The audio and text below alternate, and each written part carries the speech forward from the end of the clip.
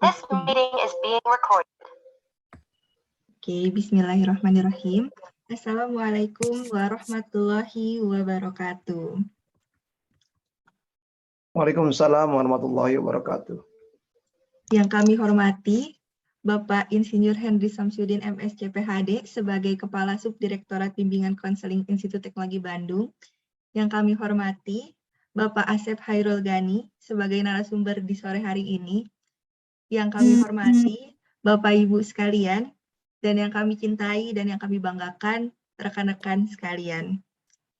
Alhamdulillahirrahmanirrahim, innal hamdalillah, nahmaduhu wa nasta'inuhu wa nastaghfiruh, wa na'udzubillahi min syururi anfusina wa min sayyiati a'malina, may yahdihillahu fala mudhillalah wa may yudhlil fala hadiyalah. Asyhadu an la ilaha illallah wa asyhadu anna Muhammadan abduhu wa rasuluh, amma ba'du. Pertama-tama dan yang paling utama, marilah kita panjatkan puji dan syukur kepada Allah Subhanahu wa Ta'ala. Karena atas berkat rahmat dan karunia-Nya, alhamdulillahirrahmanirrahim, kita masih bisa bertemu ya di sore ini dalam keadaan sehat walafiat.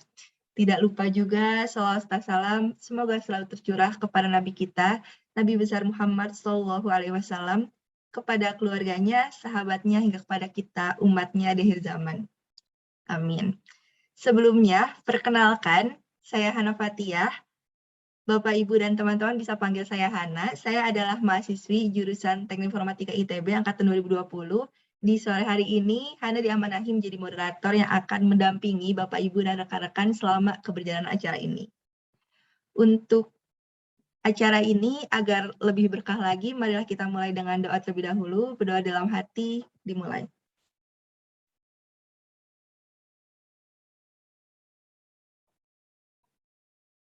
Berdoa dilanjutkan di lain waktu. Baik, untuk rundown-nya itu akan ada pembukaan, lalu dilanjut dengan sambutan, lalu akan ada sesi pemaparan materi dari Bapak Asep Hairul Ghani, lalu ada sesi tanya jawab, dan ditutup dengan penutupan serta foto bersama. Baiklah, lanjut saja ke acara yang berikutnya, yaitu akan ada sambutan dari Kepala Subdirektorat Bimbingan Konseling Institut Teknologi Bandung, Bapak Insinyur Henry Samsudin MSc PhD. Kepada Bapak Henry dipersilakan. Terima kasih Mbak Hana. Bismillahirrahmanirrahim. Assalamualaikum warahmatullahi wabarakatuh. Bapak Ibu yang saya hormati, adik-adik mahasiswa yang saya sayangi, seluruh peserta webinar yang saat ini hadir di ruang Zoom atau yang mendengarkan melalui rekaman di channel yang tersedia. Terima kasih sekali lagi sudah hadir pada acara sore hari ini, di mana kita akan mendengarkan paparan dengan tema bincang pemaafan. Alhamdulillah, pada sore hari ini sudah hadir bersama kita Bapak Dr. Andes Asep Hairul Ghani, psikolog. Selamat datang Pak Asep. Terima kasih Pak Asep sudah berkenan untuk berbagi ilmu dan pengalaman kepada kami semua. Pak Asep adalah psikolog dari Asosiasi Psikologi Islam dan juga penulis buku Forgiveness Therapy. Saya kira ini merupakan satu topik yang sangat penting bagi kita semua. Alhamdulillah pada awal bulan Ramadan ini kita berkesempatan untuk mendengarkan langsung dari Pak Asep tentang pentingnya pemaafan tersebut. Seperti yang kita sudah alami sejak dari awal-awal kita berinteraksi, tentunya ada saja selama proses berinteraksi terjadi hal-hal yang mungkin kita rasakan sebagai sesuatu yang kurang menyenangkan. Apakah itu kita merasa dibohongi, atau kita merasa dihianati, ataupun kita dihina, hal-hal tersebut seringkali membekas dan sulit untuk dilepas. Ada beberapa ungkapan ataupun beberapa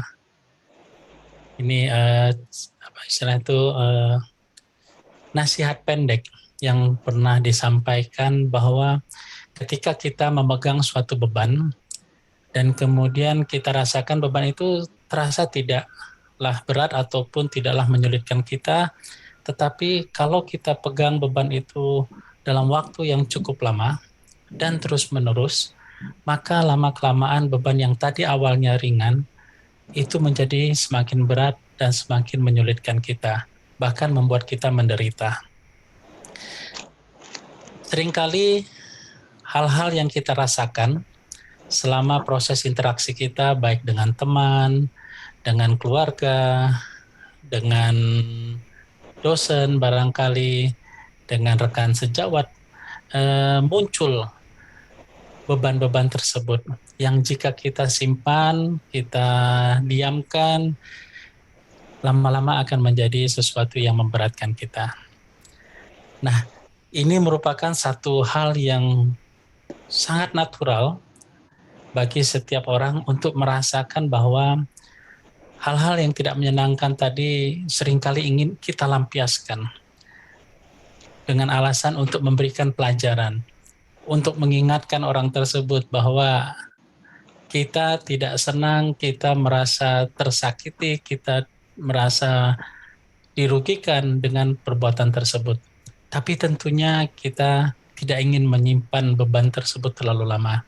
Nah, pada kesempatan kali ini, sebelumnya saya lupa, sebelum mengikuti materi ini saya sempat browsing di Google dan ternyata tentang aspek forgiveness ini merupakan satu kajian yang sangat menarik dan banyak sekali dibahas oleh para psikolog baik dalam maupun luar negeri. Nah, ini adalah suatu kesempatan yang sangat berharga bagi kita semua pada sore hari ini untuk dapat mendengarkan langsung dari Pak Asep selaku penulis buku dan juga praktisi dalam psikologi ini. Sebelum saya mengakhiri sambutan ini, saya mengucapkan terima kasih kepada teman-teman para psikolog BK, khususnya Bu Ana.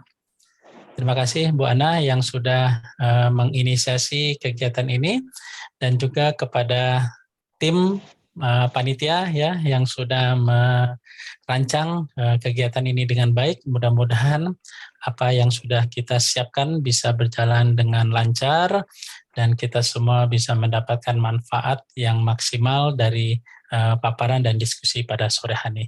Untuk tidak mengambil waktu terlalu lama, maka saya akan cukupkan sambutan dari saya. Sekali lagi terima kasih Pak Asep sudah berkenan untuk hadir dan memberikan materinya pada sore hari. Baiklah, saya akhiri. Assalamualaikum warahmatullahi wabarakatuh. Selamat sore. Saya kembalikan kepada moderator Mbak Hana. Silakan Mbak Hana. Baik, terima kasih banyak Pak Hendy atas sambutannya. Benar sekali ya apa yang dikatakan oleh Pak Hendy ya, bahwa kadang kalau misalnya ada beban yang disimpan terus itu kan jadi berat ya Bapak Ibu dan rekan-rekan semua gitu. Dan terapi forgiveness ini merupakan hal yang penting sekali. Nah, sebelum masuk ke acara inti, mungkin Hana ingin kayak sedikit berbincang dengan Bapak Ibu atau teman-teman yang bersedia nih. Hana penasaran nih, kira-kira apa sih motivasi Bapak Ibu dan teman-teman mengikuti acara ini? Mungkin boleh digunakan fitur raise hand-nya ya.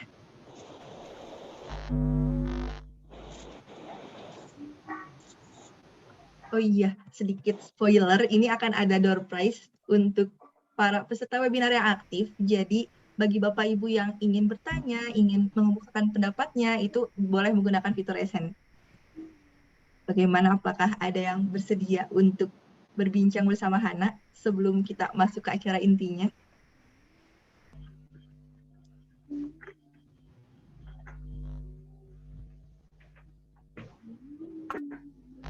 Oke, boleh. Ini Bu Safrina Dewi. Mungkin bisa dipaparkan nih Bu, apa alasan Ibu mengikuti acara ini? Motivasi terbesarnya apa Bu? Silakan. Ya, Assalamualaikum warahmatullahi wabarakatuh. Waalaikumsalam warahmatullahi wabarakatuh.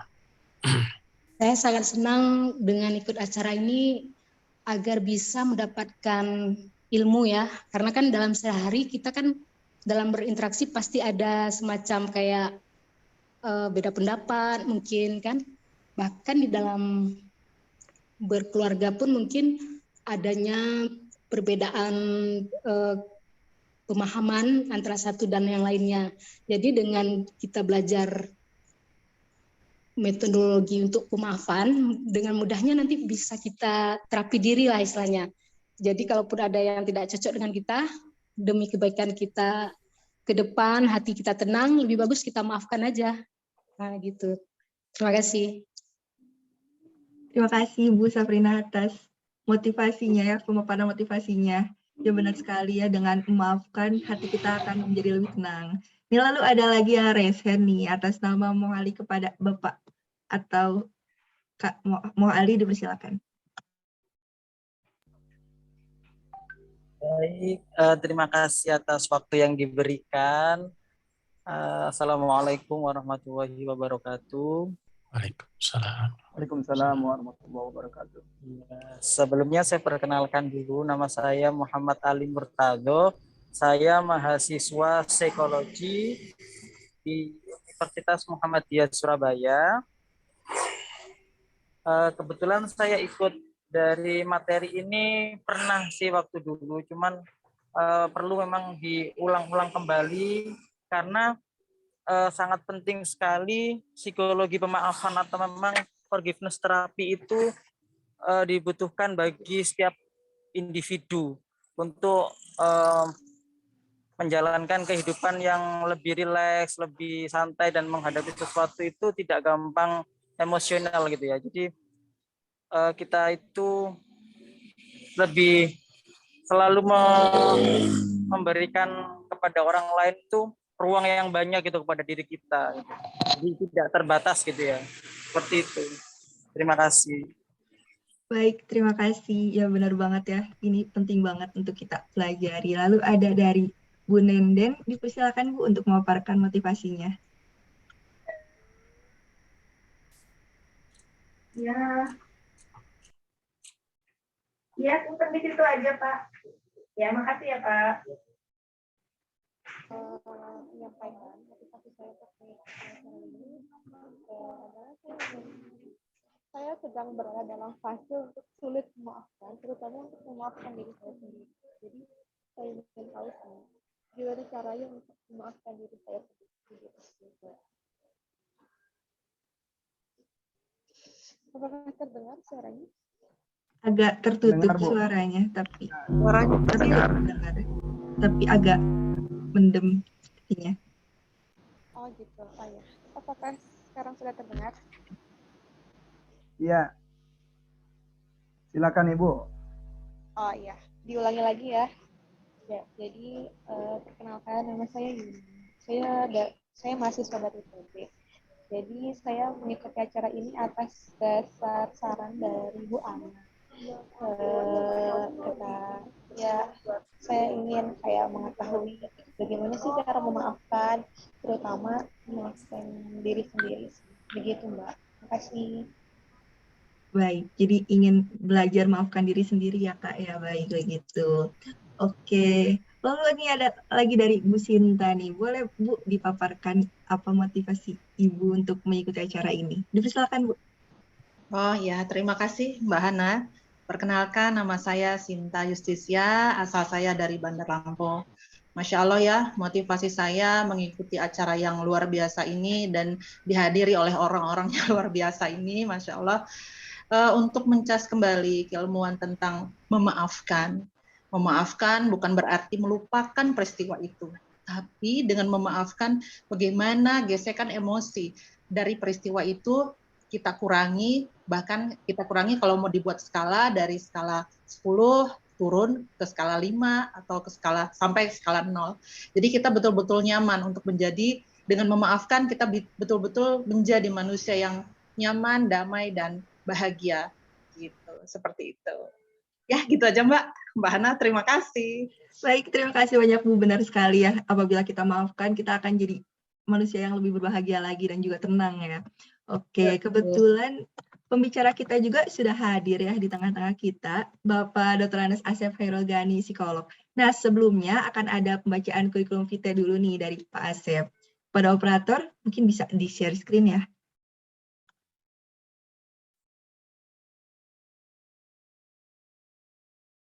Nah, berikut Curriculum Vitae dari Bapak Dr. Anas Asep Hairul Ghani, psikolog. Bapak Asep ini merupakan lulusan Fakultas Psikologi Universitas Indonesia tahun 1993. Bapak Asep ini merupakan Human Capital Director tahun 2006 sampai 2009. Bapak Asep ini merupakan Human Capital Consultant, Mentor, Coach dari tahun 2009 sampai sekarang. Bapak Asep ini merupakan dosen tamu di sejumlah perguruan tinggi. Bapak Asep ini merupakan seorang psikoterapis, seorang penulis buku, anggota Himpunan Psikologi Indonesia dan Ikatan Psikologi Klinis, pendiri Sekjen Pertama Asosiasi Psikolog Islam, pengurus API Pusat dan Jawa Barat, tinggal di Saung Bujangga Manik, Tasikmalaya. Apabila Bapak, Ibu, dan rekan-rekan sekalian ingin menghubungi Bapak Asep, bisa dihubungi di nomor berikut ini, ada 0816 4694 1691. Lalu Bapak Asep ini merupakan seorang penggiat pembelajaran Indonesia, yaitu Ericksonian Cooperative Hypnotherapy, Family Therapy model Virginia Satir, Psikodrama model Jacob Moreno, Forgiveness Therapy, dan terapi fokus emosi. Nah, bisa kita simpulkan ya, Bapak, Ibu, dan rekan-rekan sekalian, bahwa Bapak Asep ini sangat ahli di bidang forgiveness therapy. Kebetulan juga di materi sore ini itu tentang hal itu ya. Jadi pastinya bisa disiapkan juga ya niat terbaiknya, semangat terbaiknya, posisi terbaiknya agar bisa belajar dengan maksimal. Dan jangan lupa juga dicatat ya, karena ilmu yang bermanfaat itu adalah ilmu yang dicatat. Karena dengan kita mencatat ilmu itu akan lebih melekat biasanya. Oke deh, daripada berlama-lama lagi. Zoom tanpa izin host. Iya, kenapa? Tahu pernah dong. Oke, daripada berlama-lama lagi, mungkin langsung saja ya. Acara ini dipersilakan kepada Pak Asep untuk memaparkan materinya. Kepada Bapak Asep dipersilakan. Baik, teman-teman sekalian, saya mohon bantuan teman-teman operator ya untuk menampilkan slide presentasi saya.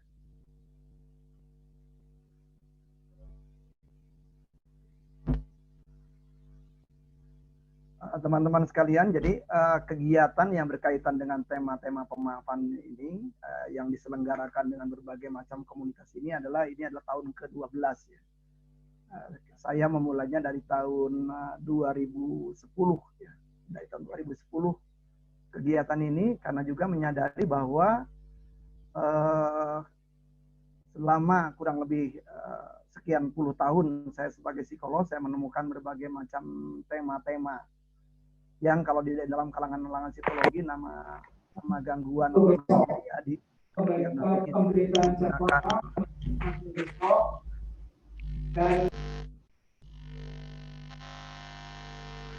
bisa dimatikan kali ya. Dan kalau kita mencermati memang di dalam diagnostik ya sebagai psikolog tentunya saja kita ada melakukan diagnosa dan nama-nama gangguan atau nama-nama penyakit juga ada diagnosanya. Dan macam-macam lah. Jadi misalnya dimulai dari ada orang yang mengalami depresi, ada orang mengalami psikosomatis, ada orang yang mengalami gangguan konversi, ada orang yang mengalami trauma ya. Jadi ada yang orang mengalami psychological trauma. Nah, jadi kalau kita mencermati di dalam tema-tema ini, maka sebenarnya ragam penyakit-penyakit itu yang sebenarnya kalau setelah saya ketemu dengan klien itu adalah ternyata ada tema-tema tidak memaafkan di situ. Jadi ada katakan saja ketidakmampuan untuk melakukan pemaafan di situ. Nah, karena itu kita penting saya rasa untuk membicarakan tentang tema-tema pemaafan di sini. Nah, kata pemaafan itu sendiri dalam bahasa Inggris adalah ada forgive ya. Ini sendiri ya kalau kita lihat dari kata forgive, jadi pemaafan itu hanya bisa dilakukan dalam rangka memberi sesuatu ya. Artinya kalau Anda memaafkan seseorang dalam rangka ingin mendapatkan sesuatu, peluangnya nggak akan pernah terjadi. Nah, jadi dalam bahasa Arab artinya afuun, dalam bahasa Sunda dan bahasa Indonesia artinya adalah maaf. Dalam bahasa Sunda artinya hampura, dalam bahasa Sunda kuno artinya sampura. Sehingga ya kalau orang Sunda, ya karena ITB ini berada di Bandung, dan juga tentunya saja Bandung adalah bagian dari tanah Jawa Barat, dan tanah Jawa Barat sebagian besar penduduknya adalah berbahasa Sunda, Maka sangat wajar ada kata sampura sun. Sampura sun itu dari kata sampura ingsun, artinya adalah sampura itu mohon maafkan, sun itu berarti saya. Dijawab oleh orang Sunda yang menjawabnya adalah rampes. Rampes itu bahasa lainnya adalah saya kabulkan gitu permintaan Anda. Nah, sehingga kalau kita cermati dalam bahasa ini berarti orang Sunda itu orang Sunda kuno ya. Mengawali pertemuan dengan orang itu dengan memastikan bahwa telah terjadi pemaafan. Sehingga kalau pemaafan itu sudah terjadi, maka terjadi adalah keikhlasan di antara dua orang yang bersilaturahim ini. Dan kemudian juga hubungan di antara mereka juga kemudian menjadi nyaman. Dan kemudian juga di antara mereka yang bertemu juga bisa melakukan ragam kebaikan. Nah, kalau kita mencermati dari bahasa Arab, afuwun itu menjadi menarik gitu ya. Menjadi menarik maknanya kalau kita membaca dari lisanul Arab.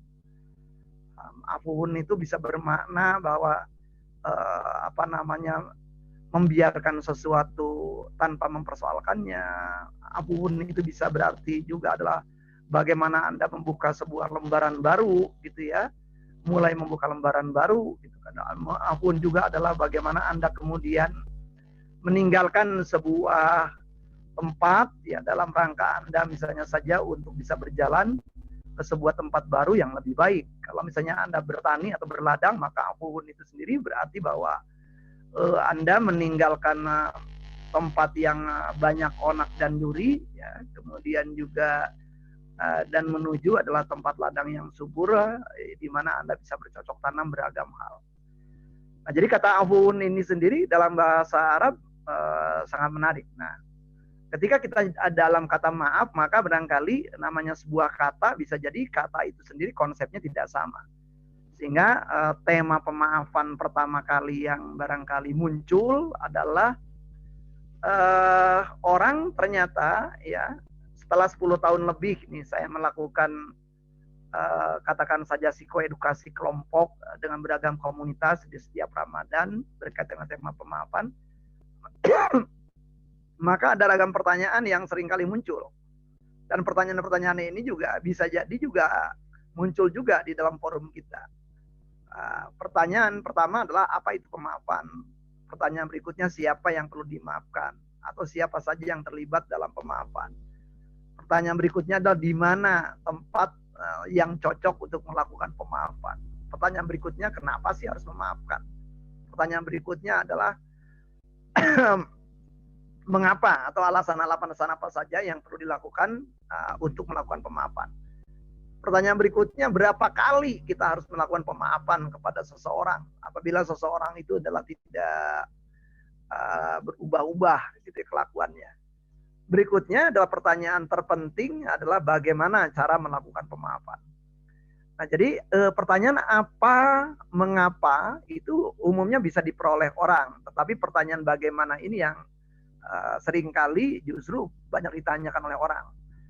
Nah, dan saya pernah melakukan survei kepada para peserta webinar pemaafan ya di beberapa tahun lalu dan juga cukup menarik gitu bahwa ternyata juga sampai sekarang ini banyak di antara para peserta yang mengisi survei yang menyatakan bahwa memang belum tahu betul apa itu pemaafan. Dan menjadi menarik ketika ditanya sejak kapan mereka mulai tertarik atau tahu tentang tema pemaafan. Jawaban terbanyaknya adalah bukan sejak anak-anak. Jawaban terbanyaknya adalah justru setelah mereka dewasa. Jadi setelah mereka bergulat dengan tema-tema tadi yang menurut Pak Syamsuddin, Pak Henry Syamsuddin, ya Direktur Bimbingan Konseling ITB, setelah orang merasa disakiti, dihina, dicerca, gitu ya, baru tema-tema pemaafan itu menyeruak ke dalam benak dan menganggap bahwa tema ini adalah tema-tema penting untuk dipelajari. Nah, yang menjadi menarik juga di dalam beberapa survei yang saya lakukan, semakin kanak-kanak semakin sedikit tema yang perlu dimaafkan, tetapi semakin dewasa tampaknya adalah semakin banyak orang itu mengalami tema-tema kezoliman. Nah, jadi kalau misalnya dan yang menjadi menarik seberapa kemampuan mereka untuk melakukan pemaafan ya dalam skala 1 sampai 5. Yang menjadi menarik adalah yang menjawab skala sampai 5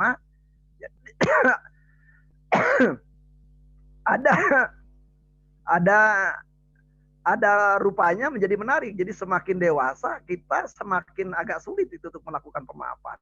Jadi beda ketika kita waktu kanak-kanak gitu ya.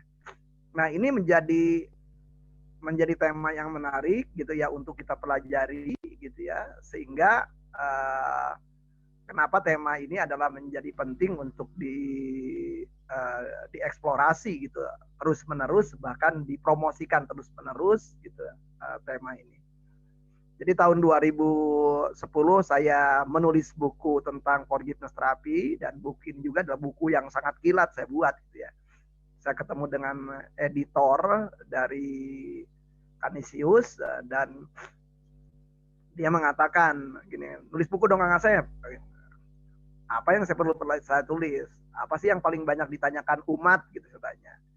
Nah, beliau dari Canisius mengatakan sebenarnya tema-tema yang paling banyak dibicarakan orang itu di mana-mana ya, termasuk juga dalam kalangan agama apapun adalah tema-tema pemaafan. Sehingga buku ini saya tulis mungkin nggak begitu lama ya, karena juga buku kecil, praktis, singkat gitu. Dan bagi peserta yang membutuhkan buku ini, insya Allah nanti saya sampaikan, jadi bisa kontak ke nomor saya. Nanti saya berikan nomor admin yang akan meladeni kebutuhan Anda akan buku ini. Nah, jadi kalau kita bicara ke saya sebagai praktisi psikolog, ya sebagai psikolog, maka memang menjadi menarik gitu ya, banyak tema-tema berkaitan dengan depresi, PTSD. PTSD itu yang dikenal oleh masyarakat awam sebagai trauma, fobia, insomnia, adiksi, kemudian histeria. Histeria itu adalah sebuah gangguan psikologis di mana seseorang mengalami, menurut persepsi dia sendiri, ada gangguan-gangguan fisik. Tetapi setelah diperiksa oleh tim ahli medis, tidak ada gangguan fisik apapun. Jadi misalnya saja ada orang yang mengaku dirinya buta, nggak mampu melihat, tetapi menurut dokter ahli mata nggak ada masalah. Kemudian ada orang yang tiba-tiba bisu, gitu ya. Dia mencoba bersuara sedemikian sangat sulit, tidak keluar suara, tetapi menurut ahli THT dan ahli terapi bicara, mereka nggak ada masalah sebenarnya. Kemudian ada juga orang yang mengalami kebudegan, jadi artinya tidak bisa mengalami ketulian. Ya. Tetapi setelah dicek gitu oleh dokter ahli telinga, nggak ada masalah juga. Ada orang yang kemudian juga mengakui bahwa dirinya lumpuh, nggak bisa berdiri, nggak bisa menggerakkan kedua kakinya, nggak bisa menggerakkan kedua tungkainya, dan setelah di tes gitu ya oleh ahli anatomi, nggak ada masalah gitu di dalam seluruh sistem tubuhnya. Nah, saya sering kali mendapatkan klien yang seperti itu, yang dikirim oleh teman-teman saya, sahabat saya, para dokter spesialis, dan mereka mengatakan nggak ada masalah dengan fisik orang ini, gitu ya. Jadi sangat kemungkinan ya, faktor terbesarnya adalah aspek psikologis. Kemudian juga ada tema-tema berkaitan dengan obsesif kompulsif. Ada tema-tema berkaitan dengan distress. Nah, distress itu adalah stres yang efeknya tidak menyenangkan, karena ada stres lain yang efeknya menyenangkan seseorang. Kemudian ada tema-tema yang cukup banyak di tahun-tahun, terutama 3 tahun terakhir ini, sejak kita mengalami pandemi 2020, 2021, 2022 sekarang, adalah tema-tema berkaitan dengan cemas. Jadi tampaknya cemas itu banyak. Jadi saya sebagai orang yang aktif juga di dalam Satgas COVID, ya, tim Satgas COVID, itu menunjukkan bahwa yang namanya gejala kecemasan itu cukup banyak saat ini. Jadi cemas, khawatir, panik, gitu ya, itu cukup banyak. Nah, juga ada beberapa tema-tema yang kaitannya dengan medik, ya misalnya adalah jantung dan kanker. Nah, tentunya saja klien-klien yang berkaitan dengan medik tadi adalah dirujuk oleh dokter. Dan yang menjadi menarik bahwa ada tema-tema ini yang menjadi kenapa mereka menjadi bermasalah gitu ya. Ada tema-tema yang sama walaupun tadi nama-nama diagnostiknya berbeda atau istilah-istilah diagnosanya berbeda. Nah, mereka ternyata setelah kita ngobrol dalam wawancara yang relatif mendalam, diketahui ada sejumlah tema-tema yang berkaitan dengan tema pemaafan. Nah, karena itu kita mulai slide berikutnya, silakan. Nah, apa itu pemaafan? Nah, jadi yang pertama cirinya pemaafan itu bahwa seseorang secara rasional menentukan bahwa ia diperlakukan tidak adil. Nah, tidak adil itu bisa macam-macam. Kalau Anda misalnya adalah anak dari seorang ayah dan ibu, gitu ya, maka pada waktu Anda menjadi anak seorang ayah dan ibu, misalnya Anda punya kakak, Anda punya adik, kakak dan adik Anda menjelang Lebaran diajak ke pasar, gitu ya, untuk membeli pakaian, sementara Anda tidak. Nah, bisa saja ada peristiwa seperti itu. Dan bisa jadi juga gitu, ibu Anda tidak bermaksud gitu menzolimi Anda. Tetapi ada kenyataan bahwa ada pembedaan di situ. Bahwa kenapa kakak dan adik saya diajak sementara saya tidak. Dan ibu Anda langsung saja membelikan pakaian tertentu gitu. Sementara kepada kakak dan adik Anda itu pakai proses ada pertanyaan-pertanyaan. Dan bisa jadi ada orang yang barangkali tidak pernah mengajukan pertanyaan-pertanyaan, berani mengajukan pertanyaan kepada ibunya kenapa melakukan demikian, tetapi kadung sudah ada di dalam ingatannya cukup lama, cukup panjang, ya, tema-tema ini adalah menjadi mengganggu dalam kehidupan. Bisa jadi juga ada orang yang barangkali dipukuli oleh seseorang. Bisa jadi ada orang yang dihina-dina oleh seseorang. Bisa jadi ada orang yang dinistakan oleh seseorang. Bisa jadi ada orang yang barangkali dibully gitu oleh seseorang. Nah, artinya adalah yang dinamakan perlakuan tidak adil itu cukup banyak. Nah, ciri yang kedua dari pemaafan itu adalah berarti yang pertama bahwa ada peristiwa itu. Yang kedua adalah sebenarnya bisa saja gitu yang bersangkutan itu melakukan proses keadilan antara lain dengan membalas yang setimpal. Kalau dia cubit, saya cubit. Kalau dia ngomel, saya ngomel, gitu ya. Kalau dia menghina orang tua saya menghina orang tua dia. Kalau dia misalnya saja mencuri properti yang saya miliki, maka saya pun curi properti yang dia miliki dengan harga yang relatif sama. Gitu ya. Kalau saya misalnya saja, kalau dia mencoret-coret katakanlah rumah saya, maka saya juga balik mencoret-coret rumah dia. Nah, itu adalah berarti tanggapan sejenis. Jadi saya mengabaikan hal itu. Nah, jadi di dalam pemaafan itu ada ciri yang pertama adalah saya mengabaikan untuk melakukan kezoliman yang serupa atau ketidakadilan yang serupa yang dilakukan oleh seseorang. Nah, bisa jadi selama ini kita pernah disakiti dan kita tidak membalas. Tetapi dua ciri ini belum bisa dinyatakan sebagai Anda sudah memaafkan. Nah, ciri yang terpenting dari pemaafan adalah ciri yang ketiga ini. Bahwa Anda tetap berusaha keras menanggapi pembuat kesalahan didasari prinsip moral belas kasih.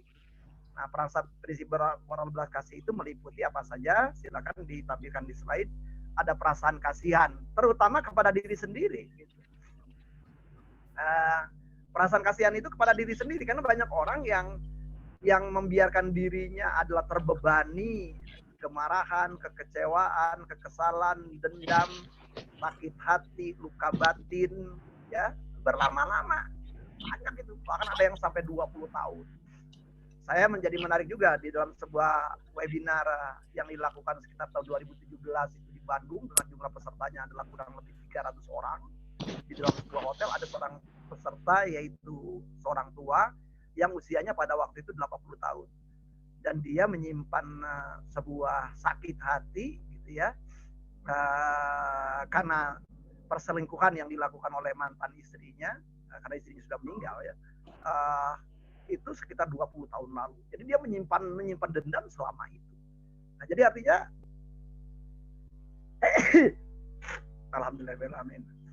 Dan ini yang menjadi menarik gitu ya. Jadi 20 tahun orang bisa menahan itu.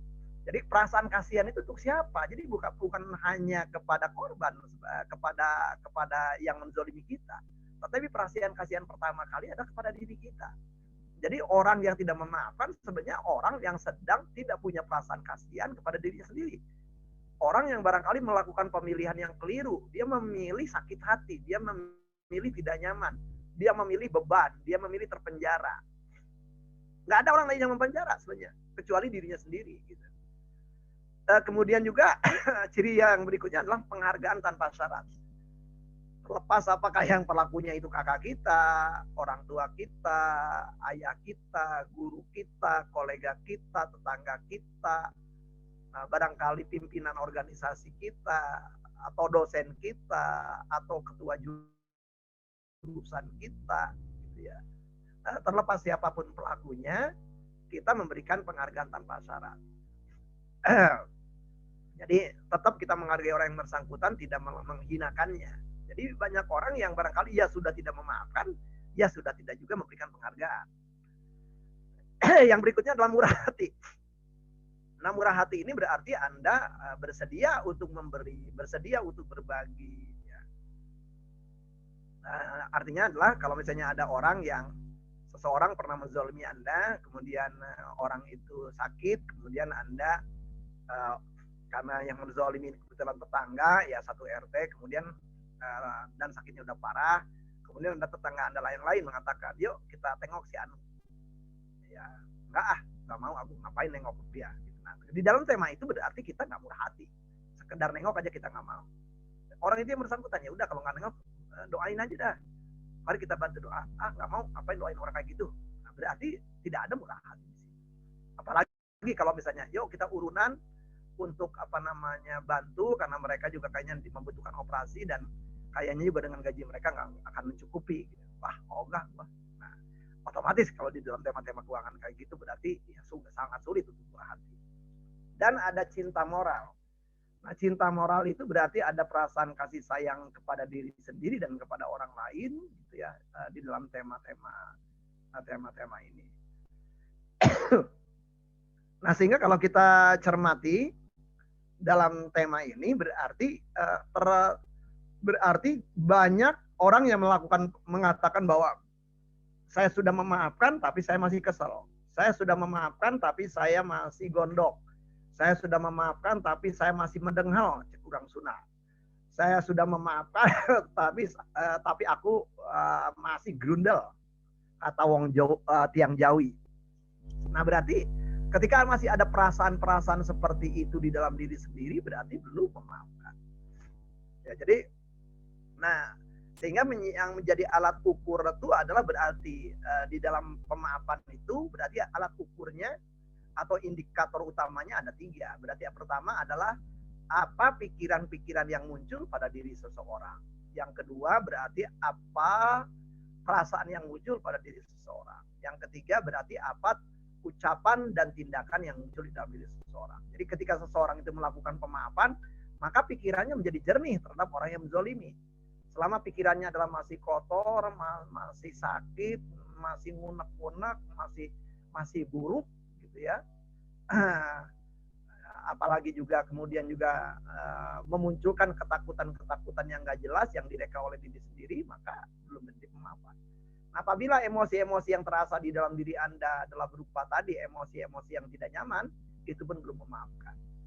Nah, apabila kemudian juga ucapan Anda dan tindakan Anda kepada diri Anda sendiri dan kepada orang lain, itu pun belum dinyatakan sebagai pemaafan. Maka kalau diilustrasikan di dalam gambar ini, jadi anggap aja si merah adalah orang lain, biruin diri Anda, ada orang lain yang melakukan hal negatif kepada Anda, dan tanggapan baliknya dari diri Anda kepada orang lain adalah Anda melakukan hal yang positif. Tolong diklik berikutnya. Nah, ini tentunya saja tidak mudah karena umumnya kita barangkali yang kedua di bawah ini, yaitu adalah kalau orang lain negatif kepada kita, kita pun negatif kepada orang yang bersangkutan. Berikut. Nah, juga dalam masyarakat kita kita agak sangat sulit kayaknya ya untuk bagaimana menanggapi orang yang negatif dengan cara kita yang positif, gitu ya. Karena kalau orang lain memberikan hal yang negatif, yang positif kepada kita pun, kita nggak otomatis pada saat yang sama melakukan hal yang positif, kecuali kalau misalnya di dalam budaya Jepang, gitu ya. Saya dulu pernah kerja di perusahaan Jepang, di mereka tuh ada tradisi begitu. Kalau misalnya saya memberikan hadiah kepada seseorang, gitu ya, dalam yang orang Jepang, orang-orang itu juga pada hari itu juga dia akan mencari hadiah lain yang kira-kira senilai. Tetapi inti dari mereka itu sendiri adalah nggak mau mereka terbebani oleh sebuah pemberian. Nah, jadi kita lanjut lagi. Nah, berarti tantangan kita adalah bisakah kita kalau menggunakan cara berpikirnya seperti ini, orang lain negatif ke kita, kita positif ke orang. Berarti kalau cara berpikirnya begitu kan berarti kita adalah reaktif. Jadi adalah sangat tergantung stimulus orang. Saya bereaksi sangat tergantung stimulus orang. Lanjut saja. Nah, jadi kalau misalnya sehingga kalau orang negatif saya bisa positif atau negatif. Nah, kalau menggunakan cara seperti ini agak sangat sulit. Nah, kalau kita memodel mengikuti jejak para nabi dari agama apapun, maka pemaafan itu bukan perilaku reaktif ternyata. Pemaafan itu adalah perilaku yang sifatnya adalah justru inisiatif atau proaktif. Nah, karena inisiatif atau proaktif berarti mau tidak mau dimulai dari kita adalah selalu berbuat baik. Ya, jadi terlepas kita akan mengabaikan apakah orang lain akan berbuat baik atau berbuat buruk pada kita. Tetapi kita adalah fokus kepada berbuat baik. Sehingga ketika kita fokus pada berbuat baik, sebenarnya kita nggak begitu peduli gitu ya dengan tindakan orang, kelakuan orang, perilaku orang ya terhadap diri kita. Ya, yang terpenting adalah saya melakukan sebuah kebaikan. Suatu kali dalam sebuah kisah, Nabi Isa itu ketika dia setelah dirajam oleh orang-orang di sekitar beliau, itu ditanya, kok kamu dilempari orang, kok nggak balas lempar? Kok kamu malah membalasnya dengan kebaikan? Nabi Isa mengatakan bahwa orang itu hanya bisa membelanjakan dengan apa yang dia punya. Jadi kalau yang dia punya kebaikan, ya dia hanya bisa melakukan hal dengan kebaikan. Nah, artinya kalau kita lihat seperti ini berarti tema-tema ini menunjukkan bahwa yang namanya pemaafan ini sendiri adalah hanyalah memungkinkan bila seseorang itu dilakukan dengan cara memiliki inisiatif. Jadi artinya adalah kita berniat memang dari awal untuk selalu berbuat baik. Nah, kita bisa memberikan ilustrasi pemaafan dengan berikut. Nah, jadi sebentar ya, jangan diklik dulu. Nah, stop dulu sampai sini. Nah, ilustrasinya adalah diri Anda itu punya yang namanya cinta. Jadi diri Anda itu, jadi ada sebuah pernyataan di dalam hadis qudsi bahwa seseorang itu, manusia itu adalah tercipta dari rahmat Tuhan. Dan sifat rahmah inilah yang kemudian juga ada di dalam diri setiap insan. Rahmah itu salah satunya adalah cinta. Cinta kasih atau kasih sayang. Nah, kemudian silakan klik. Silakan mohon diklik. Ya. Nah, Anda ketemu dengan orang yang zolim tadi. Klik lagi. Nah, gara-gara ada ketemu orang yang ini, yang namanya cinta kasih yang ada di dalam diri Anda itu seakan-akan tersingkirkan, digantikan oleh marah, benci, dan dendam. Mohon diklik.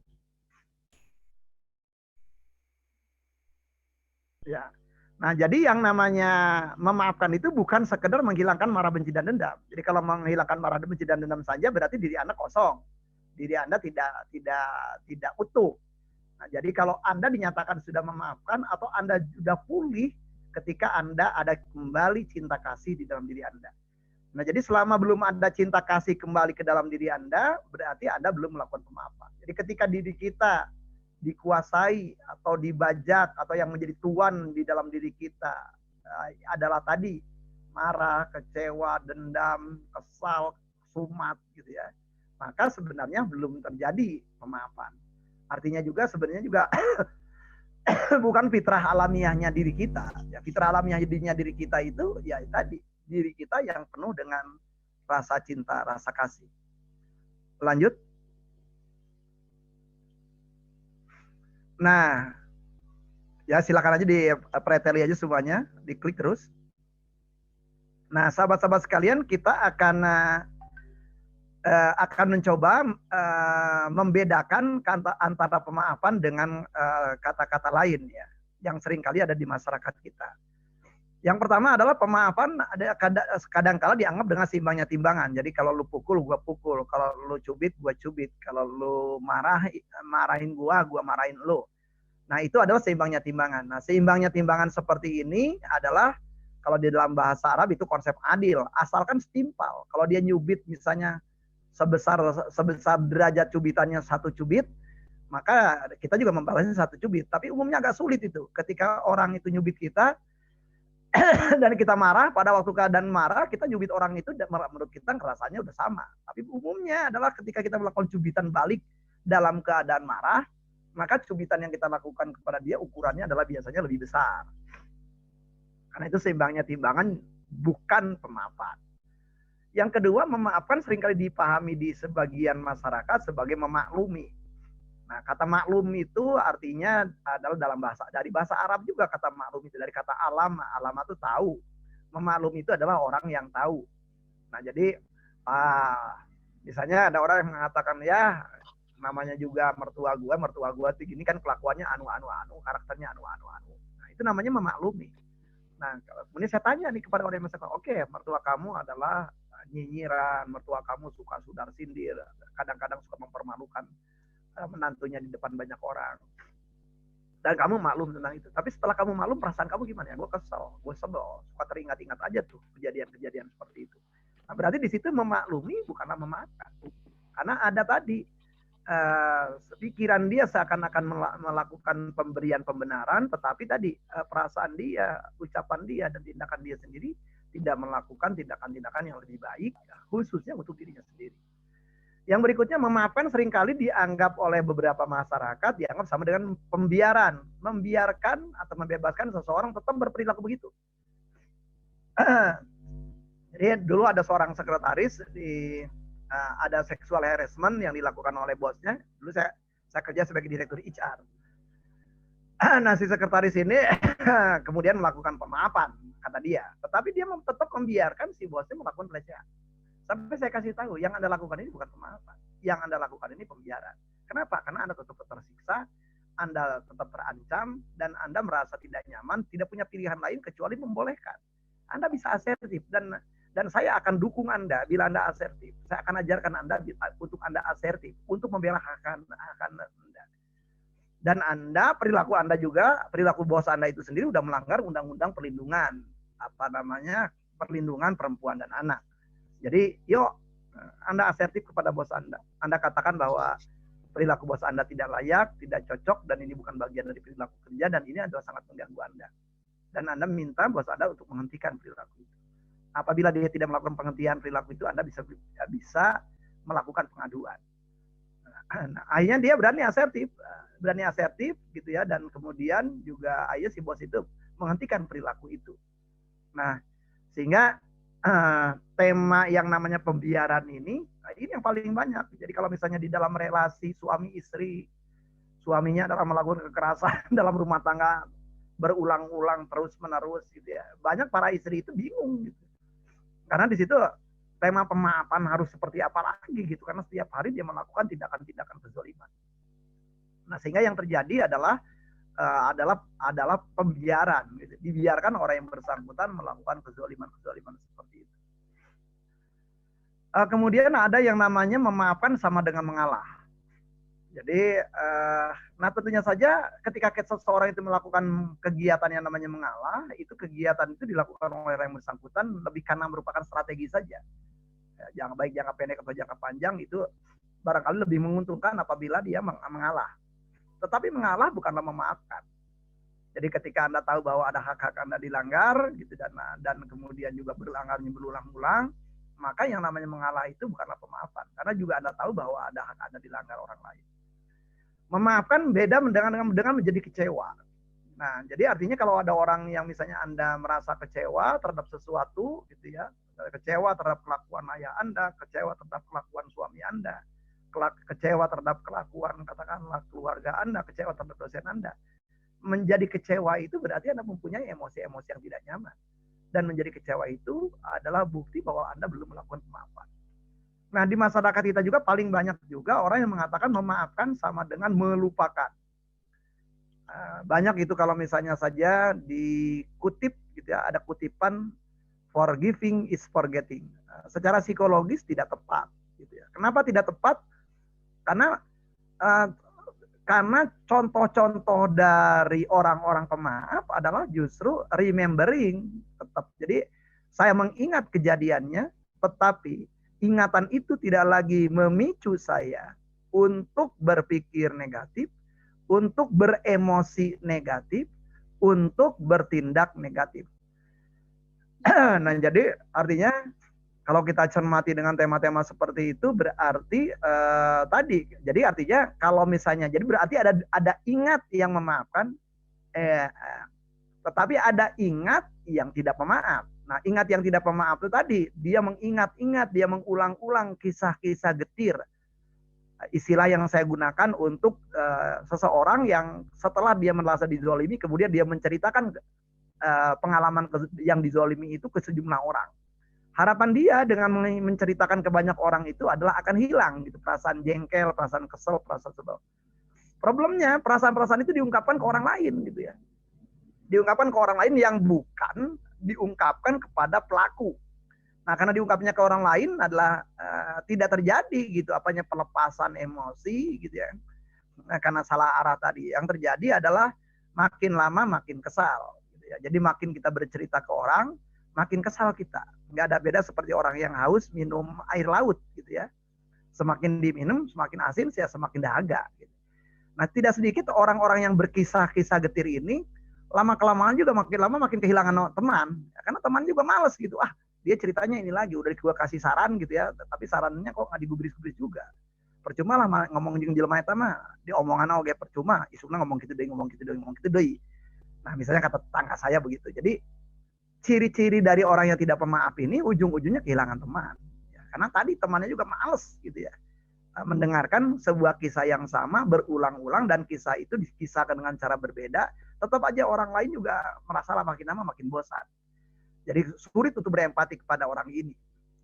Nah, sehingga yang seperti itu berarti dia mengingat, bahkan ingatannya juga banyak yang tidak akurat karena tadi ada efek ekstravaganza di situ, ada efek dia mengamplifikasi sebuah peristiwa, dan akhirnya kalau kata anak sekarang terjadi lebay, sehingga terjadi lebayisasi dalam dia berkisah. Nah, ketika orang yang seperti itu juga tidak memaafkan. Jadi mengingat yang seperti itu tidak memaafkan. Nah, bagaimana kan melupakan? Apakah melupakan memaafkan? Nah, melupakan itu berarti Anda berusaha tidak mengingat, gitu kan. Nah, berusaha tidak mengingat itu sama dengan Anda mengingat juga. Karena yang namanya lupa itu adalah sebenarnya spektrum dalam ingatan. Ya, nah, persoalannya kenapa orang menjadi terlupa? Nah, menjadi terlupa itu juga akan menunjukkan bahwa ada orang-orang mengalami gangguan-gangguan psikologis, gitu ya. Atau gangguan ketidakmampuan Anda dalam menyusun dalam ingatan Anda.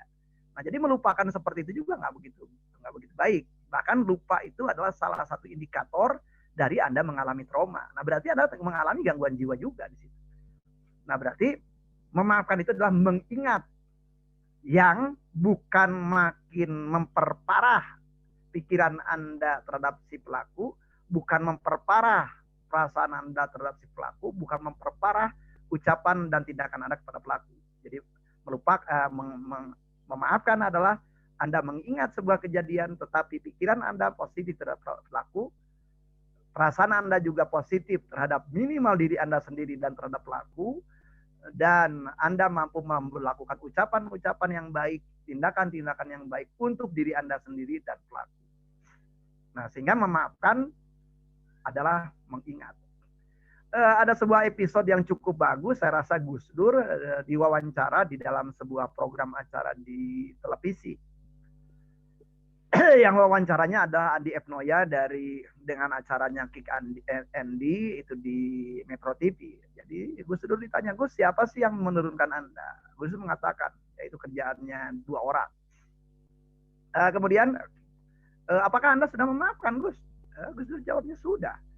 Apa bukti Anda sudah memaafkan? Nah, Gus Dur bercerita. Jadi kedua orang ini adalah meminta bantuan Gus Dur ya setelah Gus Dur lengser. Dan ini adalah kaitannya dengan tema acara sebuah keluarga besar, dan Gus Dur diminta menjadi pemberi tausiah di kedua keluarga acara ini. Dan Gus Dur datang itu memberikan tausiah terbaiknya. Nah, kemudian contoh lain barangkali yang kita kenal di masyarakat kita ada kisah bagaimana satu kisah misalnya saja yang dikenal oleh kalangan Muhammadiyah, gitu. Yaitu adalah kisah Buya Hamka. Nah, suatu kali Buya Hamka itu adalah orang yang pernah dipenjara oleh keinginannya Soekarno, gitu ya. Penjara ya tanpa, pada waktu itu ya mungkin karena dianggap sebagai lawan politik atau apa, sehingga yang namanya Hamka menjadi narapidana politik pada waktu itu. Dan pada waktu menjelang ajal pernah Insinyur Soekarno, almarhum Insinyur Soekarno adalah membuat surat wasiat yang intinya adalah pada waktu meninggal nanti ingin yang menyolatkannya diimami oleh Buya Hamka. Nah, pada waktu itu ya Buya Hamka ingat ya sampai dia berada di penjara seperti itu. Ulah siapa dia tahu, itu ingat betul.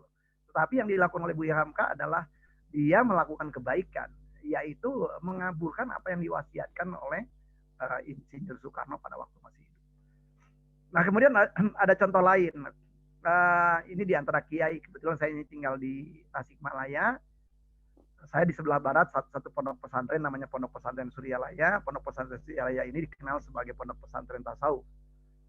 Pimpinannya pada waktu itu adalah namanya Syekh Kiai Haji Ahmad Sayyidul Wafat Tajul Arifin, atau yang dikenal di masyarakat dengan panggilan Abah Anom. Istilah Abah Anom itu karena membedakan dengan ayahnya, yaitu Abah Sepuh, gitu ya. Karena ada dua orang tua, ada dua orang guru di situ, maka untuk membedakannya digunakan istilah Abah Anom dan Abah Sepuh. Nah, pada waktu kita tahu persis sejak tahun 48 sampai tahun 62, Jawa Barat itu adalah daerah yang di dalam peta, gitu ya, adalah mempunyai diakui gitu oleh orang-orang yang hidup di zaman itu seakan-akan mempunyai dua presiden. Presiden pada waktu pagi, presiden pada waktu siang, gitu ya. Menteri pada waktu pagi, menteri pada waktu malam. Jadi siang dan malam beda penguasanya. Kalau pagi-pagi dikuasai oleh Insinyur Soekarno, kalau sore sampai malam hari, gitu ya, itu dikuasai oleh Kartosuwiryo. Cukup dikenal dengan Darul Islam. Nah, ada seorang, jadi Pondok Pesantren Suryalaya ini digempur lah. Jadi pada waktu zaman DI karena tidak pro kepada Darul Islam, maka Pondok Pesantren ini digempur habis-habisan gitu oleh TII, ya, Tentara Islam Indonesia pada waktu itu. Nah, setelah tahun 62 diketahui salah satu jenderal, ya, panglima besarnya DITI ini juga adalah pemilik pondok pesantren besar juga di Tasikmalaya. Dan orang ini sakit. Dia orang ini sakit, gitu ya. Tentunya saja penggempuran kepada Pondok Pesantren Suryalaya kan diketahui oleh panglimanya juga. Tapi pada waktu itu adalah respon yang dilakukan oleh Abah Anom adalah justru mengajak katakanlah kiai-kiainya untuk datang menjenguk kiai ini, ya, di rumahnya, dan kemudian bersama-sama mendoakan, gitu ya, kiai ini untuk kesembuhannya.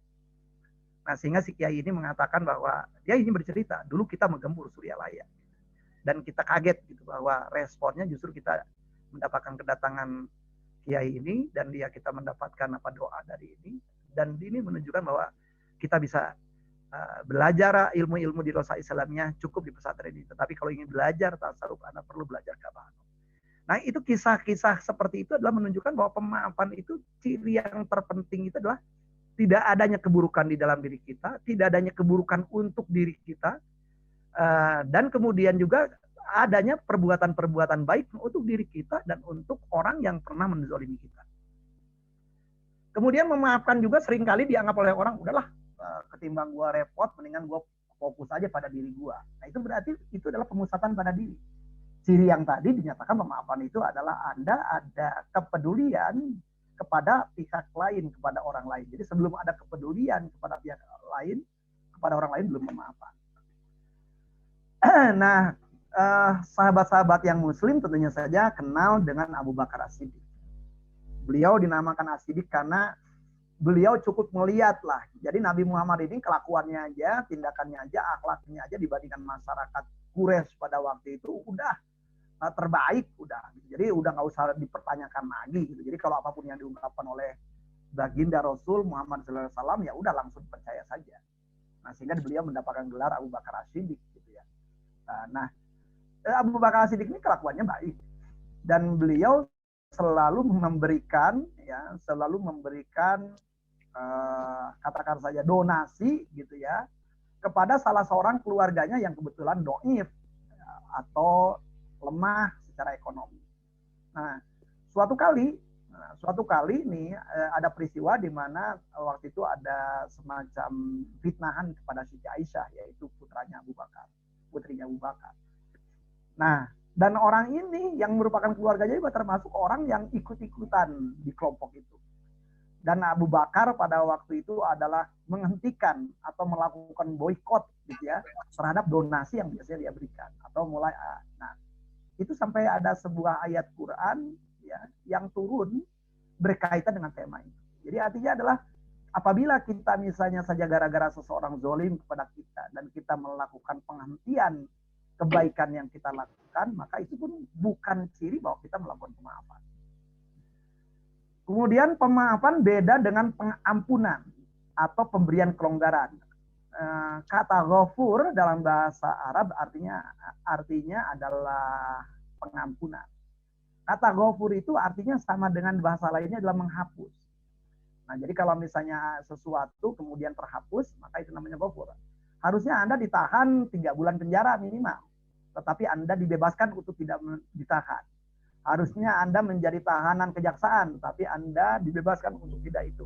Cukup dengan, misalnya di dalam pendekatan sekarang ada namanya restoratif justice, misalnya seperti itu. Maka ketika seseorang melakukan kezaliman kepada saya, dan itu adalah sudah melakukan pelanggaran terhadap undang-undang, misalnya saja salah satu undang-undangnya berkaitan dengan undang-undang tindak pidana, maka yang dinamakan pengampunan adalah saya, walaupun saya tahu bahwa orang itu bisa saya ajukan delik aduan gitu ya untuk dipidanakan, tetapi saya memilih tidak melakukan. Itu namanya pengampunan. Nah, memaafkan bisa saja tidak mengampuni. Nah, banyak kasus itu, contoh-contoh di masyarakat, seseorang melakukan pemaafan tetapi tidak mengampuni. Nah, saya kasih contoh yang ekstrim aja. Ada seorang ibu-ibu yang dipukuli oleh suaminya dan itu sudah berlangsung sejak dia sebelum nikah, jadi sejak pacaran 25 tahun yang lalu, dan dia sudah dipukuli gitu. Dan pada waktu itu pun juga sebenarnya calon mertuanya udah ngingetin, udahlah kamu Neng jangan nikah sama anak saya lah, anak saya begundal kayak gitulah. Nah, tapi si anak ini mungkin karena cinta gitu ya, cinta itu buta gitu, walaupun kenyataan udah babak belur sebelum nikah. Nah, si anak ini bilang siapa tahu kalau nikah sama Aye dia bisa berubah. Tapi kenyataannya enggak, ya makin jadi-jadi.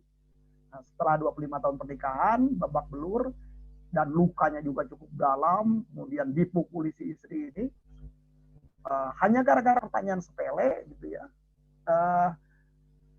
Pada waktu dipukuli ya sampai sebagian wajahnya rusak, keluar darah, kemudian giginya juga banyak yang rontok, kemudian keluar darah dari mulut, dan dia kemudian si istri ini karena khawatir kemudian lari menuju rumah seorang tetangganya yang polisi, dan oleh si polisi ini kemudian dibawa ke rumah sakit terdekat, kemudian dibuatkan visum di situ, dan dia juga bikin berita acara kepolisian.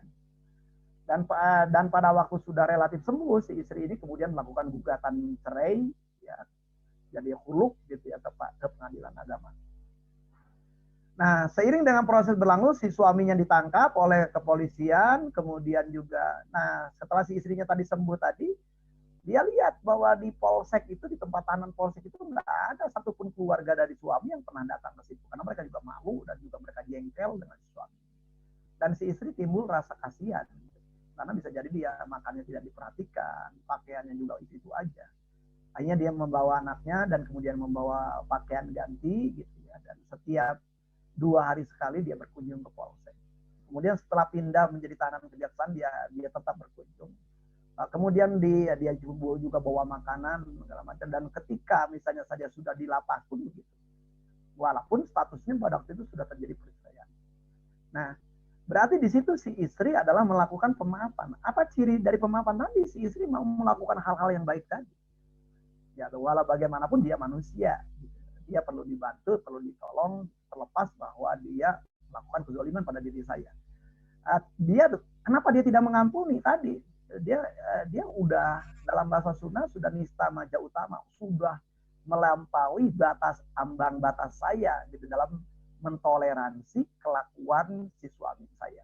Jadi mungkin pukulan-pukulan sampai level tertentu saya terima sebagai tidak perlu dipermasalahkan. Kalau pukulannya wajah udah sampai remek gitu, anggota badan juga banyak yang hilang, itu sudah tidak lagi berada di dalam ambang batasan. Maka di situ dia akhirnya melakukan berita acara kepolisian, membuat laporan kepolisian. Nah, sehingga dalam hal ini berarti si istri ini adalah dia melakukan pemaafan tetapi tidak melakukan pengampunan. Dia melakukan pemaafan tetapi tidak mengampuni.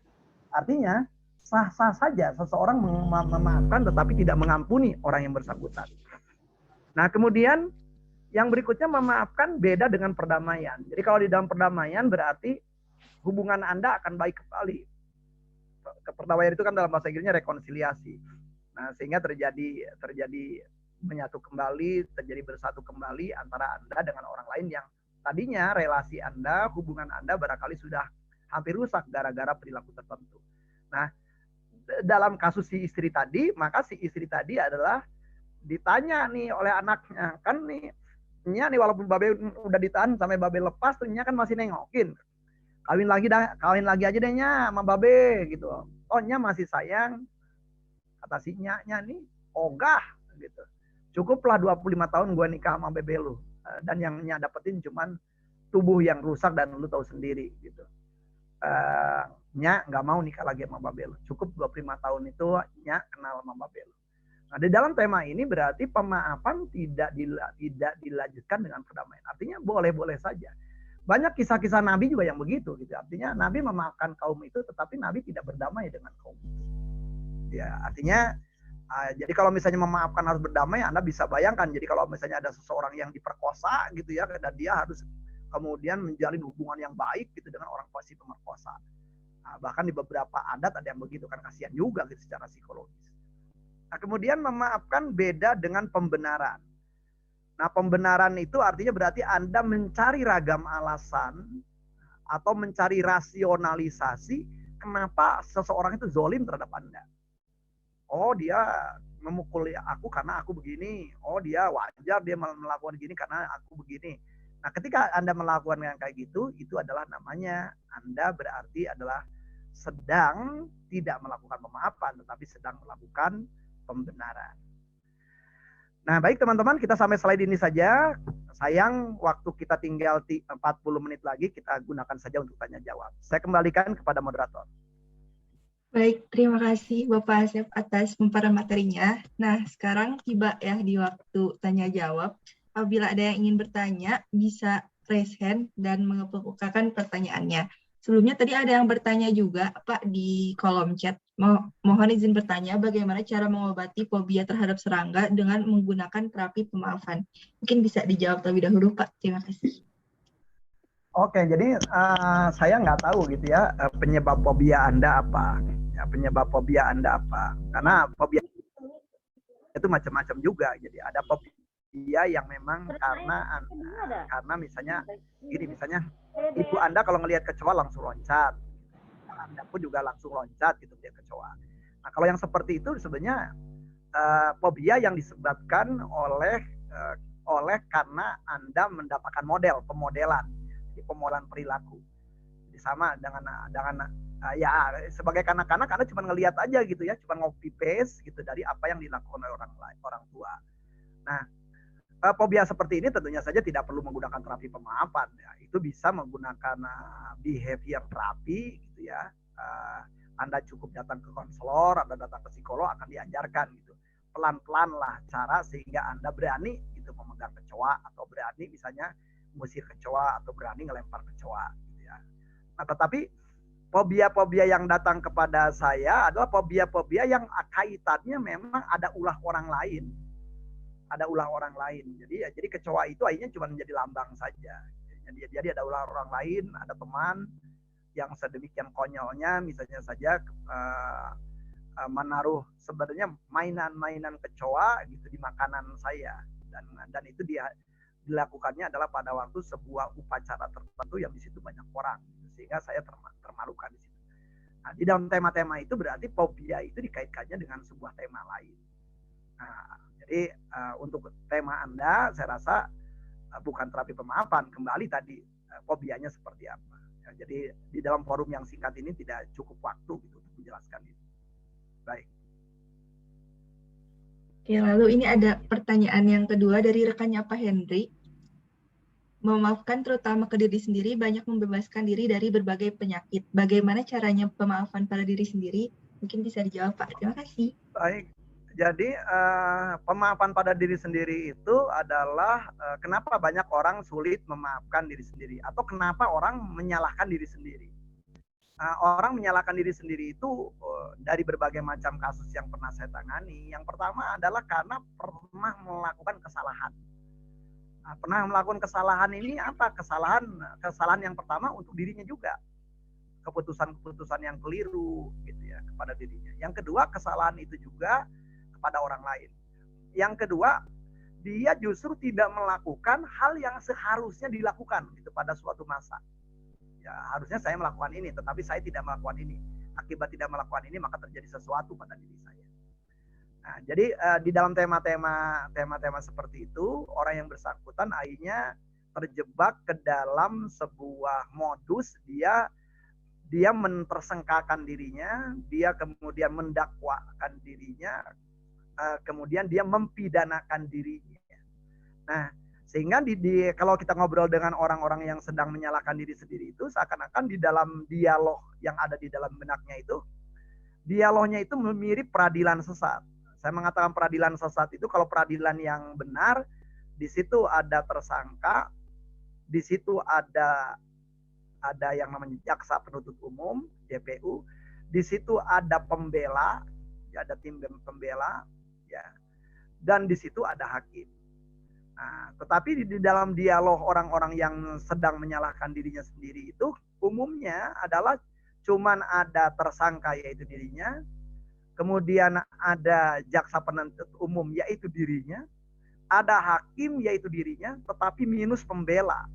Nah, berarti kalau misalnya saja berarti penting bagi orang-orang yang seringkali sulit memaafkan diri sendiri itu menyadari dulu deh ada dialog yang berulang-ulang antara diri saya yang jadi tersangka, diri saya yang menjadi jaksa penuntut umum, dan diri saya yang jadi hakim tadi.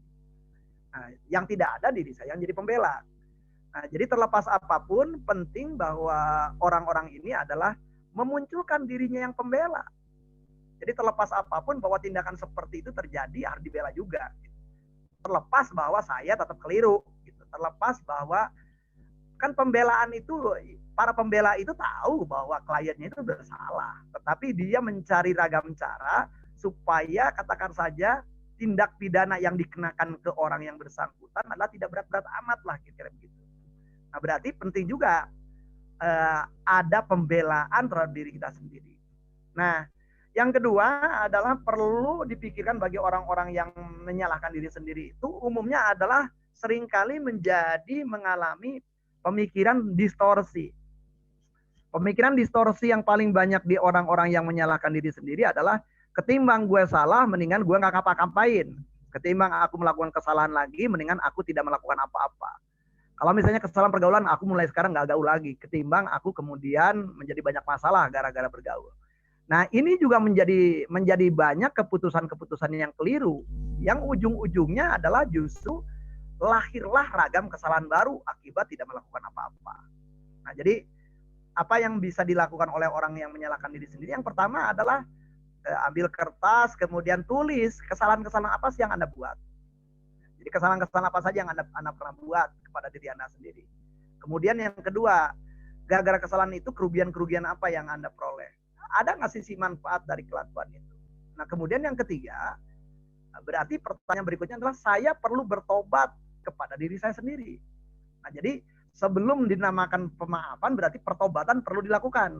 Nah, karena itu ini bingung nih antara pemaafan dan pertobatan. Nah, karena kalau pemaafan itu adalah ketika saya dizolimi orang lain, saya melakukan pemaafan. Pertobatan itu karena saya melakukan kezoliman terhadap orang lain, saya perlu melakukan pertobatan. Nah, di dalam tema ini adalah berarti ada dua tema sekaligus karena saya penzolimnya diri saya. Yang dizoliminya adalah diri saya. Yang mengutuk saya adalah diri saya. Yang dikutuk adalah diri saya. yang mempidana diri saya, yang terpidana jadi diri saya. Nah, di dalam tema ini berarti relasinya berarti ada dua kegiatan yang perlu dilakukan. Kegiatan pertama adalah pertobatan, kegiatan yang kedua pemaafan. Nah, pertobatannya dilakukan dengan cara apa? Cara yang pertama adalah menyadari ada yang keliru tadi. Yang kedua adalah mulai menata apa-apa saja nih yang tadi nih kerusakan-kerusakan yang Anda lakukan itu. Apakah kerusakan-kerusakan yang Anda lakukan kepada diri Anda? Apakah hanya untuk diri Anda saja kerusakan itu? Apakah terjadi kepada orang lain? Nah, kerusakan-kerusakan itu coba kalau ada kerusakan diganti, kalau ada kerugian diganti. Dan yang ketiga diperbaiki kerusakan-kerusakan atau keburukan-keburukan yang Anda lakukan itu. Dan Anda terus berbuat baik. Jadi langkah itu perlu dilakukan ketimbang do nothing. Karena do nothing itu justru Anda tidak melakukan apa-apa. Tidak melakukan apa-apa justru menjadi kesalahan baru nantinya. Nah, setelah itu mulailah Anda munculkan sisi, di setiap orang itu ada sisi rahmanya, ada sisi baiknya, ada sisi kasih sayangnya. Mulailah Anda renungi, gara-gara saya menyalahkan diri sendiri ini adalah sudah berapa lama gitu saya hidup dalam ketidaknyamanan. Sudah berapa lama saya justru menzolimi diri saya sendiri. Sudah berapa lama saya justru tidak menyayangi diri sendiri. Mulai saat itulah ketika Anda mulai menyadari itu, Anda membuat komitmen untuk mulai sayang pada diri Anda sendiri. Ungkapan sayang pada diri Anda sendiri bisa macam-macam. Ya, dimulai dengan tentunya saja adalah berbuat baik pada diri Anda sendiri. Terhadap fisik Anda, terhadap pikiran Anda, terhadap emosi Anda, terhadap kemudian relasi sosial Anda. Nah, dengan demikian, pertobatan terhadap diri sendiri dan pemaafan pada diri sendiri bisa Anda lakukan. Demikian jawaban saya terhadap pertanyaan. Baik Pak, terima kasih atas jawabannya. Bagaimana Pak Henry? Adakah tanggapan lagi dari Bapak? Sudah sangat lengkap, terima kasih Pak Asep. Sama-sama Pak Henry. Baik, mungkin kita lanjut ke pertanyaan berikutnya ya Pak. Ini ada dari Bapak Ari. Izin bertanya Pak Asep, bagaimana pemaafan dilakukan dengan hati yang ikhlas dan suci? Mungkin bisa dijawab. Baik. Ada berbagai macam tokoh pemaafan, tapi saya ngambil dari salah satu tokoh namanya Enright, Robert Enright. Robert Enright itu menyatakan ada 4 tahapan pemaafan. Tahapan yang pertama adalah uncovering. Ya. Tahapan yang kedua adalah decision. Tahapan yang ketiga adalah work. Tahapan yang keempat adalah deepening. Nah, tahapan uncovering itu artinya adalah tahapan membuka. Apa yang di cover pada waktu, atau cover itu kan artinya tertutup. Itu ada kata cover itu dari kata kafaro dalam bahasa Arab. Kafaro itu artinya menutup. Jadi kata kafir juga berangkat dari bahasa Arab itu. Ya. Artinya seseorang yang tertutupi. Kalau di pesantren itu istilah biasa aja, kafir itu nggak ada kaitannya dengan Anda punya agama lain sebenarnya ya. Jadi kalau misalnya Pak Henry Muslim, saya Muslim, saya tidak percaya apa omongan Pak Henry, berarti Pak Henry mengatakan Pak Asep adalah mengkafiri omongan saya. Sesederhana itu aja sih dalam bahasa Arab gitu ya. Cuman masyarakat kita karena jadi terlalu sensitif aja gitu, kata kafir itu menjadi banyak tersinggung dengan istilah itu. Nah, kata uncovering ini berarti menutupi yang tadi, membuka tadi yang ditutup. Apa yang tertutupi tadi? Seluruh rangkaian peristiwa. Jadi kalau seluruh rangkaian peristiwa itu kalau ditanya itu ada 15 pertanyaan. Kelompok pertanyaan pertama adalah 5W1H. Apa, siapa, kapan, mengapa, bagaimana, bila mana, berapa gitu ya. Pertanyaan berikutnya apa yang dilihat, pertanyaan berikutnya ada pertanyaan indrawi, apa yang dilihat, apa yang didengar, apa yang dicium, apa yang dikecap oleh lidah Anda, apa yang dirasakan oleh seluruh tubuh Anda. Pertanyaan berikutnya adalah apa yang Anda pikirkan, apa yang Anda rasakan, tindakan-tindakan apa yang terpikirkan untuk dilakukan, tindakan apa yang kemudian terhambat, gitu ya, apa kebutuhan Anda. Nah, pertanyaan-pertanyaan itu ada pertanyaan-pertanyaan yang sebenarnya untuk membuka cover tadi. Jadi kalau ada orang, oh saya tuh dizolimi oleh ibu saya, itu masih tertutup kalimat itu. Kapan ibu Anda menzolimi Anda? Perilaku apa ibu Anda menzolimi Anda? Apa saja yang dilakukannya? Berapa lama? Itu harus ditanyakan pertanyaan-pertanyaan itu. Perasaannya apa saja? Perasaannya itu terjadinya di bagian tubuh mana? Masih ada nggak perasaannya oh masih ada. Nyesek di bagian napas saya. Selain nyesek di napas, mana lagi? Ada nyut-nyutan di kepala. Selain nyut-nyutan di kepala, di mana lagi?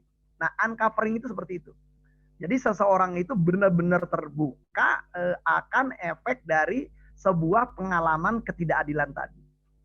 Nah, ya. Sehingga dia nyadar, oh ternyata ada marah di dalam diriku, oh ternyata ada kesal di dalam diriku, oh ternyata ada sebel di dalam diriku. Nah, itu adalah pertama. Jadi uncovering itu menyadari bahwa di dalam diri kita itu ada kemarahan yang membara. Ada ahli psikologis yang lain yang mengatakan bahwa marah itu api, dendam itu bara. Jadi marah yang berlama-lama ya udah jadi dendam, jadi udah kayak bara. Nah, jadi kalau misalnya ini karena di ITB ya mungkin kita tahu persis yang namanya bedanya api dengan bara kan derajat kepanasannya gitu ya. Nah, artinya nah ketika dia menjadi bara, nah makanya sangat sulit ini pakai analogi ya. Ini karena saya orang kampung aja nih. Di tempat saya ini banyak pembuatan batu bata. Dan alat pembakarnya adalah sekam. Sekam itu artinya kulit dari gabah gitu ya. Kulit padi lah gitu ya. Kulit dari beras gitu ya. Itu ada sekam. Nah, sekam itu dibakar oleh orang lain nggak kelihatannya sekam itu nggak panas, tapi di dalamnya panas gitu. Nah, jadi orang-orang yang tidak memaafkan itu nggak ada beda seperti ibarat api dalam sekam. Nah, jadi panasnya luar biasa. Nah, kalau Anda misalnya, kenapa banyak kita menasihati orang untuk memaafkan itu kok nggak sembuh-sembuh ya orang ya? Karena tadi menasihati orang yang memaafkan itu nggak ada beda seperti Anda nyemprotin air ke sekam yang sedang terbakar di dalamnya tadi. Jadi begitu air sampai aja, airnya udah menguap itu. Air sampai air menguap. Caranya untuk mematikan bara di dalam sekam, mau nggak mau sekamnya harus dibuka. Jadi sekam yang di atas itu dibuka, sehingga terpisahkan antara sekam yang belum terbakar dengan sekam yang sudah membara. Jadi setelah terbuka itu, barulah dikucurkan air, barulah akan mati. Nah, berarti di dalam tema pemaafan, sulit seseorang memaafkan hanya dengan kata, maafin dong teman lu, maafin dong saudara lu. Kemudian dikasih dalil, dikasih hadis gitu. Banyak orang tetap aja gitu membara juga. Nah, jadi yang pertama itu uncovering tadi dibuka. Nah, setelah itu kemudian masuk ke tahap kedua. Tahap kedua namanya decision. Decision itu berarti pengambilan keputusan untuk melakukan kegiatan pemaafan. Terlepas apapun yang namanya pemaafan itu kegiatan rasional, kegiatan kesadaran. Artinya kegiatan kesadaran adalah berarti melibatkan seluruh bagian dari kita, ya pikiran kita, ya emosi kita, ya relasi sosial kita, ya kemudian juga adalah kenyataan-kenyataan kontekstual kita. Nah, sehingga pertanyaan yang paling penting di situ adalah, nah biasanya tuh kalau kita ini adalah sempat melakukan kegiatan workshop pemaafan, maka Anda diajukan pertanyaan-pertanyaan yang begini, apakah Anda pernah mengalami indikator-indikator yang ada kaitannya dengan gangguan-gangguan fisik dan psikis seperti ini. Itu ada beberapa daftar. Jawaban peserta, ya. Apakah Anda mengalami ini? Ya. Ada mengalami, ya. Nah, itu ciri-ciri bahwa Anda saatnya untuk melakukan pemaafan. Kalau tidak dilakukan, ya peluangnya tubuh Anda makin rusak, jiwa Anda makin rusak. Nah, jadi setelah itu orang diajukan pertanyaan-pertanyaan yang provokatif, gitu ya. Tentang pentingnya pemaafan bagi dirinya sendiri. Nah, setelah itu mengambil keputusan memaafkan, maka tahap berikutnya adalah work. Work ini ngapain? Nah, tadi melepaskan kemarahan, melepaskan dendam, melepaskan kebencian. Nah, itu tahapan berikutnya itu. Nah, itu melepaskan kemarahan, kebencian itu juga nggak butuh waktu lama. Kenapa lawang dulu nyimpennya juga lama? Kejadiannya 20 tahun lalu, diingat-ingatnya selama 20 tahun, pengen hilang segera ya susah. Ya berarti perlu adalah penyicilan gitu ya, perlu dicicil. Nah, gimana cara ngebuangnya? Macam-macam, beragam teknik-teknik digunakanlah di situ. Ya, tetapi teknik yang tersederhana yang bisa disampaikan di sini adalah ada dua teknik. Teknik yang pertama adalah teknik journaling. Teknik journaling itu adalah teknik dengan cara menulis. Dalam bahasa zaman orang-orang saya duga Pak Henry dengan saya mungkin saya seangkatan lah ya. Ya artinya masih ada zaman orang nulis diary. Kalau sekarang kan orang nggak ada gitu nulis diary gitu Pak. Ya. Zaman yang masih nunggu surat lewat kantor pos gitu Pak. Nah kalau kita ngelihat misalnya di zaman kita kan suka nulis. Nah nulis itu bisa menjadi terapi. Apa yang perlu ditulis? Mengungkapkan aspek-aspek yang selama ini disembunyikan. Jadi misalnya, apa tuh mengungkapkan apa? Yang tadi itu pertanyaan yang 15 tadi. apa, siapa, kapan, di mana, mengapa, bagaimana, bila mana, apa yang saya lihat, apa yang saya dengar, apa yang saya cium, apa yang saya rasa, apa emosi saya pengen ngomong apa. Nah, itu dikeluarin. Kalau walaupun omongan-omongan itu bisa jadi tidak layak, tetapi omongan-omongan yang tidak layak itu sudah kadung ada di dalam benak. Nah, omongan-omongan yang sudah kadung ada di dalam benak, berulang-ulang di dalam benak, menjadi sampah di dalam benak, itu wajib dibuang.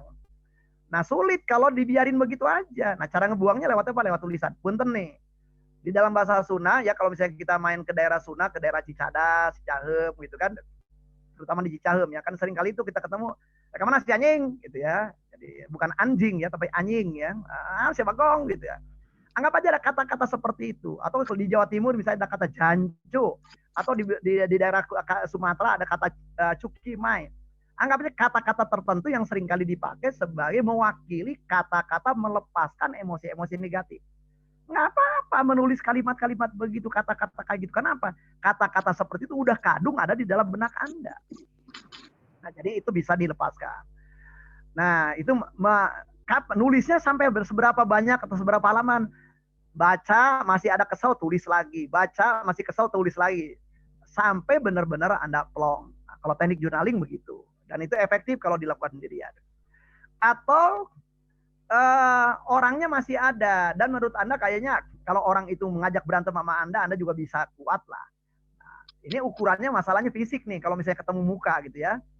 Nah, jadi Anda bisa datang ketemu dengan orangnya, mengungkapkan dulu, engkau gini. Mohon maaf ya, ini ada satu hal yang perlu dibereskan. Tetapi sebenarnya ini untuk membantu diriku yang di masa lalu. Diriku yang sekarang sudah nggak ada masalah. Tapi ini ada bagian diriku di masa lalu yang seringkali ngebajak diriku saat ini.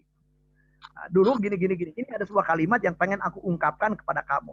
Dulu, kamu yang dulu bukan kamu yang sekarang. Kamu cukup dengerin aja. Nah, teknik seperti itu juga bisa dilakukan. Gitu ya. Teknik lain bisa jadi juga Anda datang ke kamar Anda dikunci gitu ya. Anda kalau misalnya Anda tahu orangnya dan kebetulan wajah orang itu seringkali nongol di medsos, Anda print wajah orang itu kemudian tempelin ke bantal, bayangkan, hadirkan orang itu seakan-akan ada saat itu, dan apapun emosi yang Anda rasakan, lepaskan.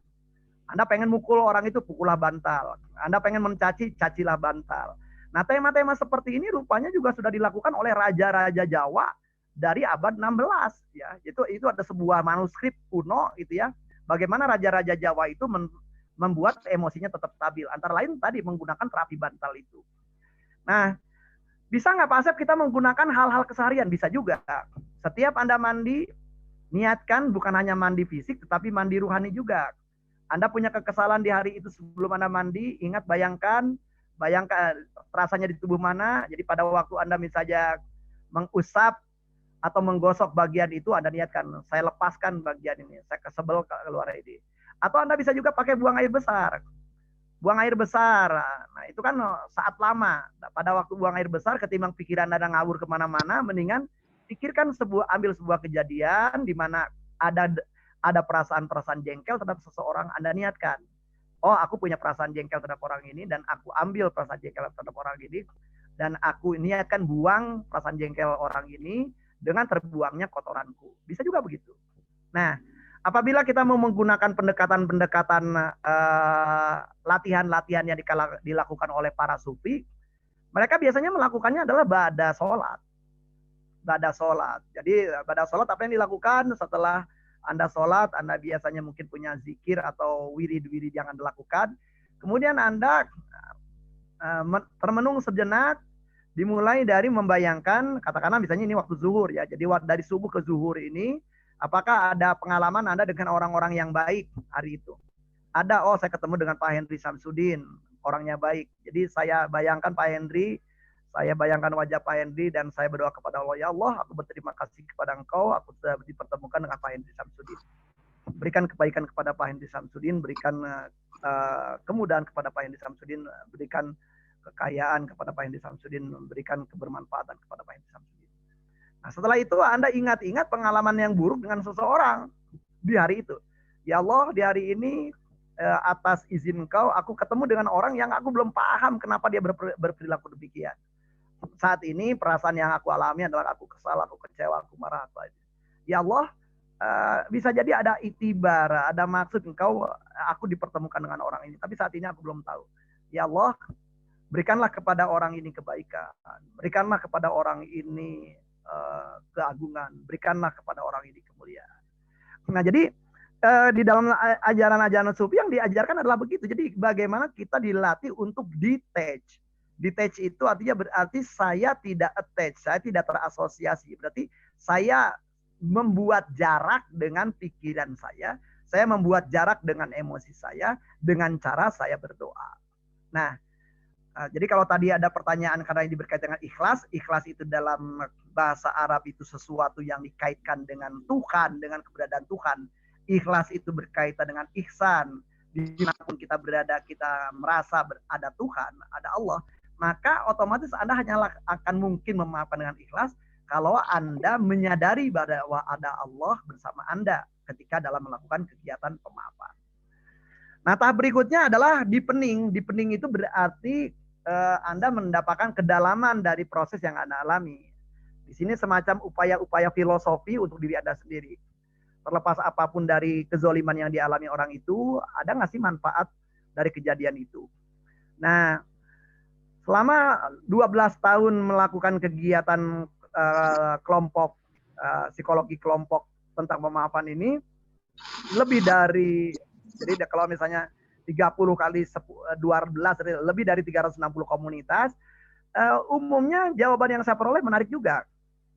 Jadi kezoliman-kezoliman yang dialami oleh seseorang itu, sebagian besar, ini menurut survei ya, sebagian besar tetap ada manfaat tersembunyi di balik kezoliman itu. Jadi bahkan ada orang yang tadinya adalah karena tidak ada yang menzolimi, tadinya dia hidupnya terpuruk, ekonominya terpuruk. Tetapi gara-gara ada orang yang menzolimi dia, dengan memberikan kata-kata pedas terhadap orang ini, dia menjadi bangkit, dia menjadi kreatif, dia kemudian mencari ragam cara-cara kreatif untuk memperbaiki ekonominya. Sehingga dia menjadi lebih baik. Nah, jadi pada waktu dia ekonominya lebih baik daripada tetangganya yang tadinya suka meledek dia itu, dia ingin membalas dendam tadinya. Jadi dia bilang sama istrinya, yuk antar saya untuk balas dendam. Balas dendam kepada siapa? Itu kepada tetangga kita yang dulu suka meledeki kita. Si istrinya malah balik bertanya, kamu harusnya tahu diri. Andai kata dia tidak menghina kamu seperti ini, apakah hidup kita akan seperti ini? Apakah kamu akan bangkit dari kamu cuma menenteng-nenteng ijazah kemana-mana selama bertahun-tahun? Orang itu kan mengatakan kamu lulusan dari perguruan tingginya nggak usah saya sebutin nih, karena perguruan tingginya ada kaitannya dengan tempat kajian kita hari ini ya. Kamu lulusan dari ini, apa cuma nenteng-nenteng ijazah aja gitu ya. Justru gara-gara orang itu, kamu jadi bangkit, kamu mulai kreatif, kamu mulai mencari ragam cara gitu. Bukankah harusnya kita berterima kasih kepada orang yang meledeki itu? Karena gara-gara dia, kita jadi bangkit, kita bisa jadi seperti ini. Nah, jadi di dalam tema ini berarti si istri dipening itu dibandingkan suaminya gitu kan. Si istri udah menyadari bahwa di balik kata-kata buruk itu juga ada makna lain gitu. Karena bayangkan orang ini bertahun-tahun tetap nganggur gara-gara hinaan itu, orang itu menjadi kreatif dan menjadi punya pekerjaan. Seluruh potensi-potensi diri yang tadinya adalah tersembunyi menjadi muncul, tampil ke permukaan. Nah, jadi dalam hal ini kalau kita cermati berarti itu 4 tahapan pemaafan. Uncovering, kemudian tadi decision, kemudian work, kemudian deepening. Demikian. Masya Allah, keren. Terima kasih banyak Pak atas jawabannya. Bagaimana Pak Ari yang bertanya, apakah ada yang ingin ditanyakan lagi atau ditanggapi? Oh, udah. Oke. Ya, baik. Kalau tidak, kita lanjut saja. Ya, boleh Pak. Dilanjut ke pertanyaan berikutnya dari Ibu Dewi. Pak, izin bertanya, bagaimana cara mengatasi kekhawatiran akan kesalahan berulang yang menyakiti kita meski kita sudah memaafkan orang tersebut? Ini saya jawab. Oke. Nah, baik, kita langsung jawab saja. Jadi terhadap pertanyaan dari Ibu Dewi, ini saya duga Ibu ya, jadi Ibu atau Teh gitu ya, atau Mbak gitu. Atau Kak gitu ya. Jadi kalau misalnya peluangnya kita akan ketemu dengan penzolim. Digunakan istilah penzolim karena dia melakukan kezoliman berulang-ulang. Nah, bisa jadi pada waktu pertama kali mungkin temanya pemaafan. pertama kali dia melakukan karena kita belum kenal dengan orang ini ya, bisa jadi itu melakukan pemaafan. Tetapi di tema berikutnya harusnya kita beralih. Jadi tidak lagi dibawa ke tema pemaafan, tetapi ke tema-tema pilihan. Ngadepin orang yang zolim itu banyak pilihan gitu ya. Bisa kita berperilaku asertif, bisa kita menghindar, bisa kita kompromi, bisa kita cari waktu untuk ngobrol gitu ya, sehingga terjadi kolaborasi. Nah, jadi penting di situ adalah untuk mencari strategi yang tepat gitu ketika ketemu dengan orang yang melakukan kezaliman berulang-ulang. Saya kasih contoh, ada seseorang yang dia menantu. Dia menantu dari awal, pada waktu dia hampir jadi menantu pun sudah banyak kisruh. Artinya si calon mertua pun udah nggak setuju. Wah, nggak setuju abis gitu ya.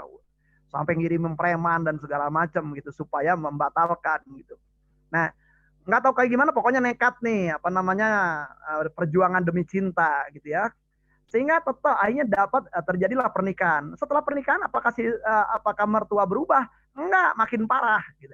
Nah, di dalam tema seperti itu kan berarti sebenarnya kezaliman seseorang ini adalah sudah bisa diantisipasi. Nah, otomatis berarti kita nggak bisa berharap banyak terhadap perilaku orang yang zolim tadi. Yang kita bisa harap banyak adalah diri sendiri. Nah, jadi kita bisa menggunakan prinsip dari epikureanisme gitu ya, epikuros gitu ya. Kita bisa juga menggunakan filosofi teras itu. Nah, jadi yang mengatakan kira-kira begini, fokuslah kepada ada yang dalam kontrol Anda, gitu ya. Fokus saja kepada apa yang dalam kontrol Anda. Misalnya gini, mertua saya nggak bisa kontrol itu. Omelan mertua saya sampai kapanpun saya nggak bisa kontrol. Saya bisa kontrol apa? Oh, diri saya supaya nyaman, diri saya supaya tetap tenang, diri saya supaya nggak memikir-mikirkan kalimat mertua saya. Ngobrol dengan pasangan saya itu adalah dalam kontrol saya. Menjaga pasangan saya dan anak saya itu dalam kontrol saya. Udah kontrol, fokus saja kepada dalam kontrol kita. Nah, sementara kepada pelakuan kezolim, apa yang bisa saya kontrol? Selama dia masih ngomong aku bisa kontrol, tapi kalau dia udah mukul aku akan hindar. Sehingga barangkali lebih baik kalau ini kontak, lebih kontak ini. Kalau misalnya datang, kira-kira akan ada perilaku buruk apa? Nah, perilaku buruk mana yang bisa saya kontrol dalam kontrol saya dan perilaku mana yang tidak dalam kontrol saya. Fokuslah mulai sekarang kepada orang-orang penzolim seperti itulah, kepada yang dalam kendali kita. Yang di luar kendali kita nggak usah dipikirin. Nah, kebanyakan orang memikirkan hal-hal yang di luar kendali. Mertua yang kelakuannya nggak berubah-ubah dipikirin terus. Percuma dipikirin juga. Tubuh kita semakin memikirkan hal yang tidak dalam kendali kita, semakin capek tubuh kita. Semakin lemas tubuh kita. Semakin turun imun kita. Jadi pastikan ketika ada permasalahan apapun dalam hidup Anda, tanyakan apakah ini dalam kendali saya atau di luar kendali saya.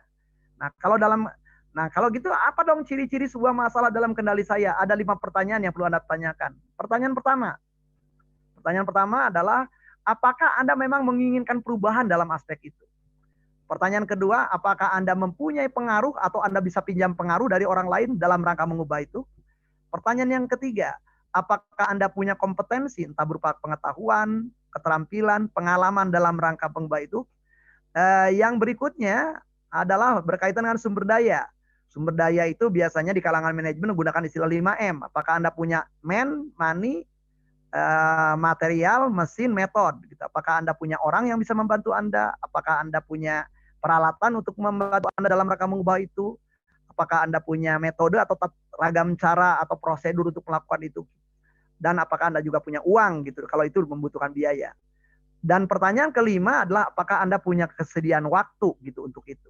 Nah, jadi kalau salah satu, berarti kalau jawabannya ya dalam kendali Anda. Tidak dalam kendali Anda. Jadi hanyalah fokus kepada apa yang dalam kendali Anda.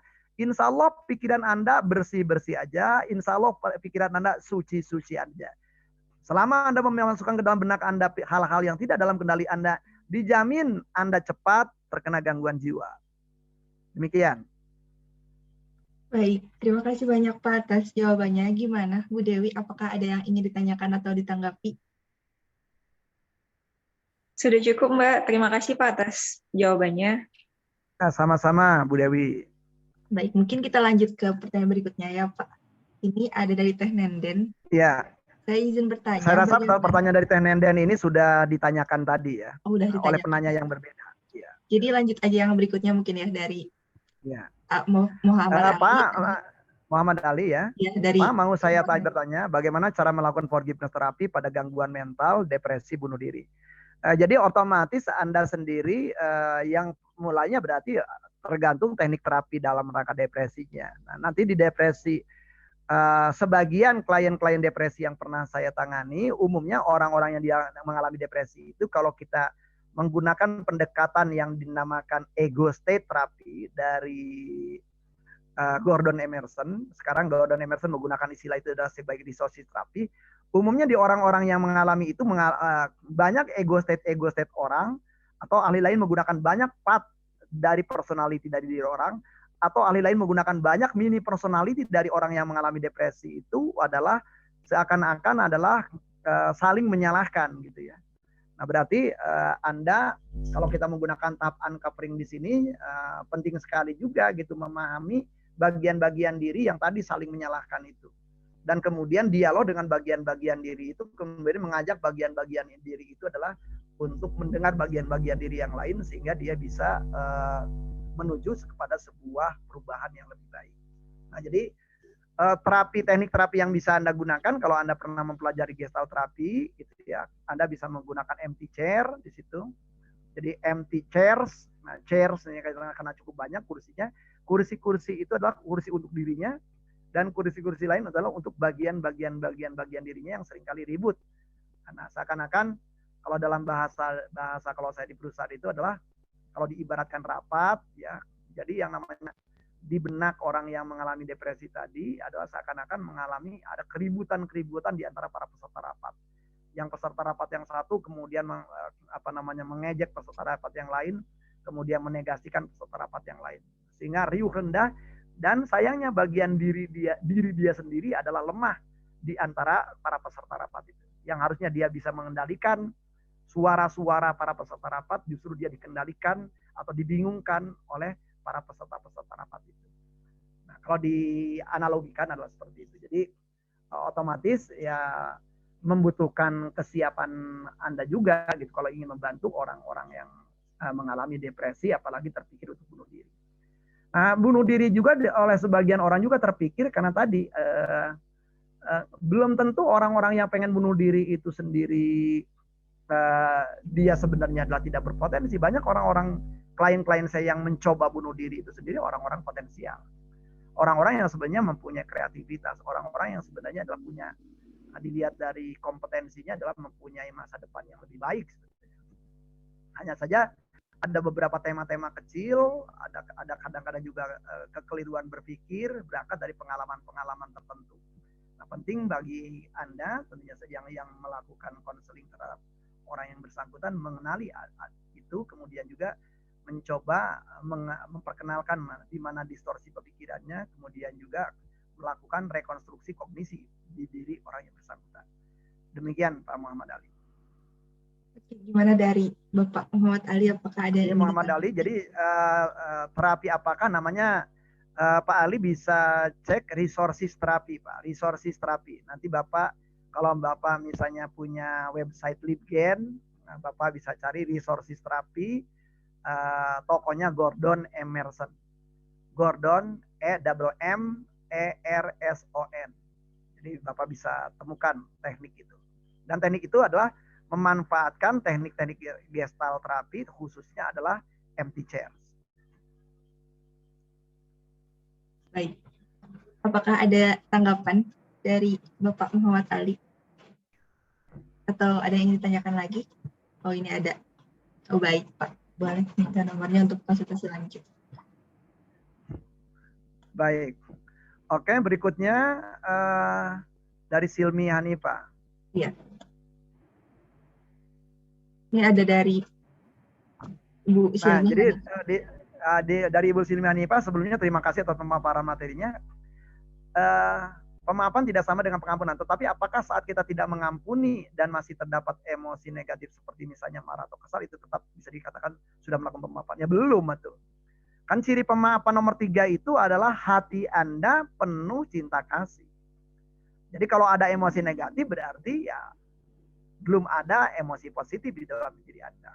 Jadi ciri pemaafan yang termudah itu adalah pikiran Anda, pemikirannya positif, perasaan Anda perasaan positif, ucapan dan tindakan Anda pun positif. Jadi kalau misalnya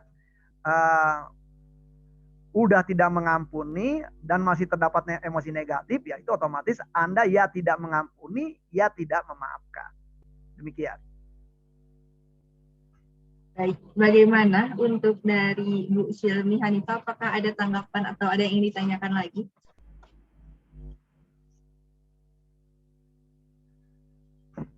Sepertinya belum ada ya. Ini ada pertanyaan terakhir dari Bu Sinta Justisia. Pak, untuk orang yang gagal nikah gimana ya Pak terapinya? Wah, nggak tahu saya. Orang yang gagal nikah, ribuan problemnya, ribuan penyebabnya, ya ribuan caranya. Jadi kalau ibu nanyanya nggak spesifik, saya juga nggak bisa jawab. Orang gagal nikah ya macam-macam. Pertama, bisa jadi nggak jadi udah banyak istilahnya comblang yang dia pakai, ditunjukin orangnya tetap nggak mau. Gitu kan. Gue nggak mau kalau dijodohin, gue pengen nyari sendiri. Tapi nyari sendiri juga nggak pernah main keluar dari rumah, gitu ya. Nggak pernah mau juga bermensos, gitu ya. Ya, saya nggak bisa memberikan jawaban terhadap pertanyaan ibu, ya, karena juga ribuan jawabannya itu pastinya. Ya, gagal nikah karena apa? Jadi penyebabnya berbeda, ya berbeda pula jawabannya. Demikian Ibu, mohon dimaafkan. Baik, terima kasih banyak Pak atas jawabannya. Oh ini ada jawaban dari Bu Sintanya. Tadi yang nggak bisa dihubungi menghilang gitu aja. Oke, ya kan nggak ngerti juga gitu ya. Mohon maaf karena waktu kita udah nggak ada Ibu. Jadi saya nggak bisa menjawab pertanyaan ini. Ya, makasih. Oke, baik. Terima kasih banyak Pak atas jawabannya. Mungkin sedikit mereview ya. Jadi tadi pemaafan itu kayak mengabaikan melakukan kezaliman serupa yang dilakukan oleh orang lain. Kalau misalnya kita memilih untuk tidak memaafkan, berarti sama aja kita memilih untuk bersedia sakit hati lagi gitu kan. Dengan melakukan pemaafan, pikiran kita akan menjadi lebih jernih. Lalu ada jejak para nabi juga ya, tadi pemaafan itu bukan perilaku yang reaktif berdasarkan, melainkan pemaafan itu merupakan perilaku yang proaktif. Jadi dari diri kita sendiri yang memulainya. Dan pada dasarnya di dalam diri setiap manusia itu ada rasa cinta gitu ya. Jadi dan yang terakhir itu pokoknya kita terus memikirkan apa yang ada di dalam diri kita. Oke deh. Terima kasih banyak untuk Bapak Asep Khairul Ghani atas paparan materinya. Sebagai kenang-kenangan dari kami, ada sertifikat yang akan diberikan oleh Bapak Henry Samsudin. Mungkin akan di-share screen dulu ya sertifikatnya.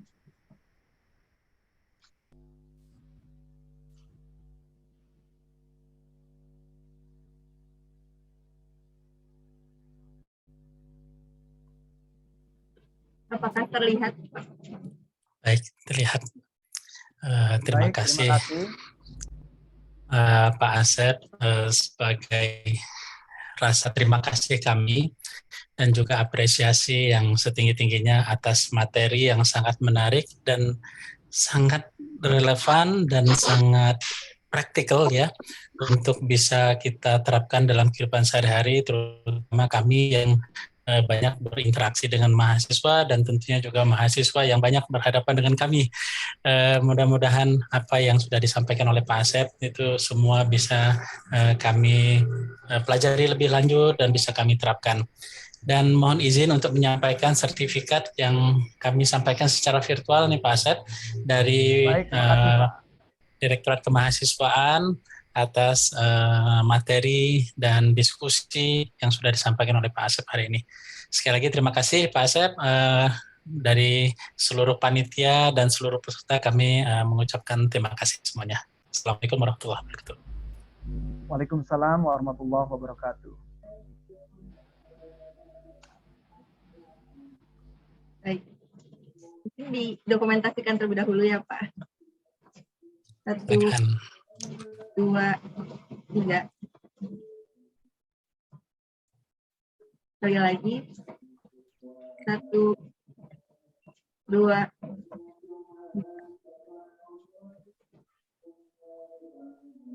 Baik, terima kasih banyak.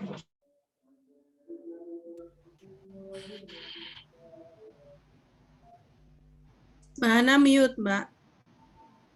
Oh iya, lupa habis share screen. Oke. Terima kasih banyak kepada Bapak Henry atas pemberian sertifikatnya. Terima kasih banyak juga jazakumullah khair kepada Bapak Asep Khairul Ghani atas pemaparan materinya yang sangat insightful ya. Tadi banyak banget yang bisa diambil dari apa saja pemaafan itu gitu kan, dan perbedaan pemaafan dengan aspek-aspek lainnya.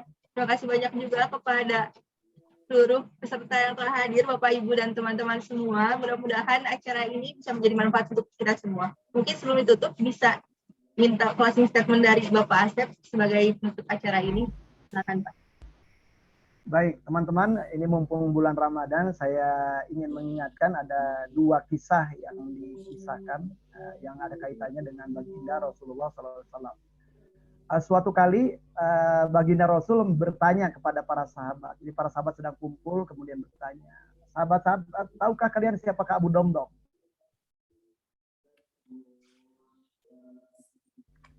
Nah, sahabat tengok kiri, tengok kanan, paman kamu nggak ada. Akhirnya satu jamaah di situ berkumpul menyatakan, kami tidak tahu. Tidak ada orang yang bernama Abu Domdom. Hanya engkau dan Allah lah yang tahu siapa Abu Domdom. Nabi Muhammad menyatakan kemudian Abu Domdom adalah salah satu dari nenek moyang kalian. Yang setiap menjelang fajar dia bermunajat kepada Tuhan. Dia bermunajat kepada Allah. Ya Allah, aku telah memaafkan orang-orang yang di hari ini, yang di hari kemarin adalah dia sudah meruntuhkan harga diriku, dia sudah menjatuhkan martabat diriku, dia sudah menzalimiku. Jadi kalau kita lihat dari cerita ini berarti Abu Domdom melakukan itu setiap malam. Ya. Nah, kalau kita setahun sekali ya keburu nyesek gitu ya. Nah, ada hadis lain, ada kisah lain. Suatu kali baginda Rasul menjelang sebuah kegiatan sholat, karena sahabat itu udah jelas itu sholatnya akan di mana. Jadi kalau orang tuh misalnya posisi duduknya di nomor satu terus gitu ya. Sehingga kalau ada sahabatnya tidak datang, orang jadi tahu nih kenapa sahabat ini tidak datang. Nah, suatu kali baginda Rasul sambil nunjuk ke suatu tempat yang masih kosong itu menyatakan, orang yang biasa duduk di situ adalah ahli surga. Nah, ini kalau mendengar kata surga nih para sahabat penasaran ya, apa nih hebatnya orang ini gitu, karena sepengetahuan mereka si sahabat ini amalan-amalannya biasa-biasa saja. Nah, kemudian di antara para sahabat bersepakat untuk melakukan penyelidikan apa yang dilakukan di rumah si sahabat yang dinyatakan ahli surga ini. Dan kemudian ada seorang sahabat yang pura-pura kemalaman sehingga nginep di rumah orang itu, sehingga dia bisa berpura-pura gitu ya, sambil pura-pura tidur dan melihat apa yang dilakukan oleh sahabat ini. Tidak ada gitu hal yang aneh gitu ya. Tidak ada hal yang lain gitu dibandingkan apa yang sudah mereka lakukan. Malam pertama nggak dapat informasi, malam kedua dilakukan. Tetap nggak dapat juga. Malam ketiga dilakukan. Nah, pada waktu pagi hari menjelang pamit, si tuan rumahnya mengatakan, aku curiga dia sama kamu. Kenapa nih kamu sampai nginep di rumahku 3 kali dengan alasan kemalaman? Si sahabat ini kemudian mengatakan, waktu itu ketika kamu belum datang, Rasul mengatakan begini. Nah, lalu dia mengatakan gini, mungkin ya amalan-amalanku sama dengan kalian semua.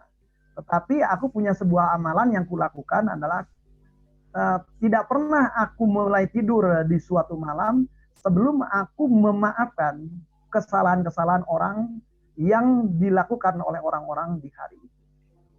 Nah, jadi teman-teman sekalian, semoga kita bisa menjadi ahli surga melalui pintu pemaafan. Terima kasih. Assalamualaikum warahmatullahi wabarakatuh. Waalaikumsalam. Assalamualaikum warahmatullahi wabarakatuh. Luar biasa Pak Asep. Terima kasih. Sebelum ditutup kita akan ada dokumentasi dulu ya dulu partisipan. Jadi yang bisa menyalakan kameranya ya. Kita dokumentasi langsung bersama narasumber kita Bapak Asep Khairul Ghani. Udah banyak yang bubar Mbak Hana. Iya. Yang buka. Mau buka soalnya nyari takjil. Ya banyak yang mau buka ya. Mungkin ditunggu. Silakan dibuka teman-teman.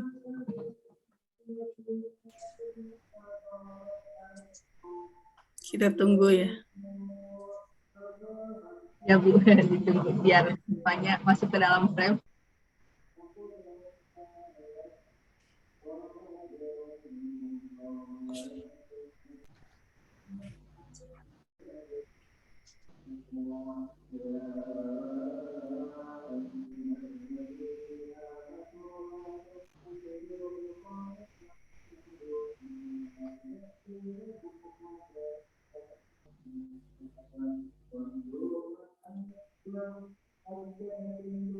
Ada lagi yang ingin membuka kameranya? Kalau tidak, apakah langsung saja ini dokumentasikan atau bisa ada yang lagi siap-siap gitu? Silakan Mbak Hana.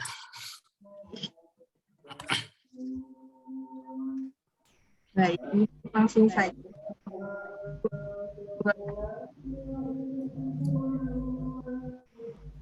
Satu, dua, tiga. Sekali lagi, 1, 2, 3. Oke, terima kasih banyak untuk Bapak Asep Ferudani atas pemaparan materinya yang sangat insightful di sore ini, sambil ngabuburit, sambil mendengarkan materi yang mengena banget ya, ngena banget ke hati tentang pemaafan, jadi bikin self reminder juga untuk diri saya pribadi. Terima kasih banyak juga untuk Bapak, Ibu, dan teman-teman semua yang sudah hadir di acara sore ini. Mudah-mudahan acara sore ini bisa menjadi manfaat untuk kita semua. Amin. Akhir kata, saya akan sebagai moderator pamit undur diri. Terima kasih. Wassalamualaikum warahmatullahi wabarakatuh. Waalaikumsalam warahmatullahi wabarakatuh. Terima kasih. Pak Asep, Mbak Hana, terima kasih. Terima kasih juga Pak Hendri. Terima kasih. Pak Asep, terima kasih Pak Asep, materinya ya Allah luar biasa. Terima kasih Pak Asep. Itu nih. Ya, Kang Asep ada titip salam dari Mbak Lis Nur, Pak Pahan. Oh, Pengen hadir tapi nggak bisa lagi. ya nggak apa-apa. Salam balik, Bu. Ya, waalaikumsalam, nanti disampaikan. Baik.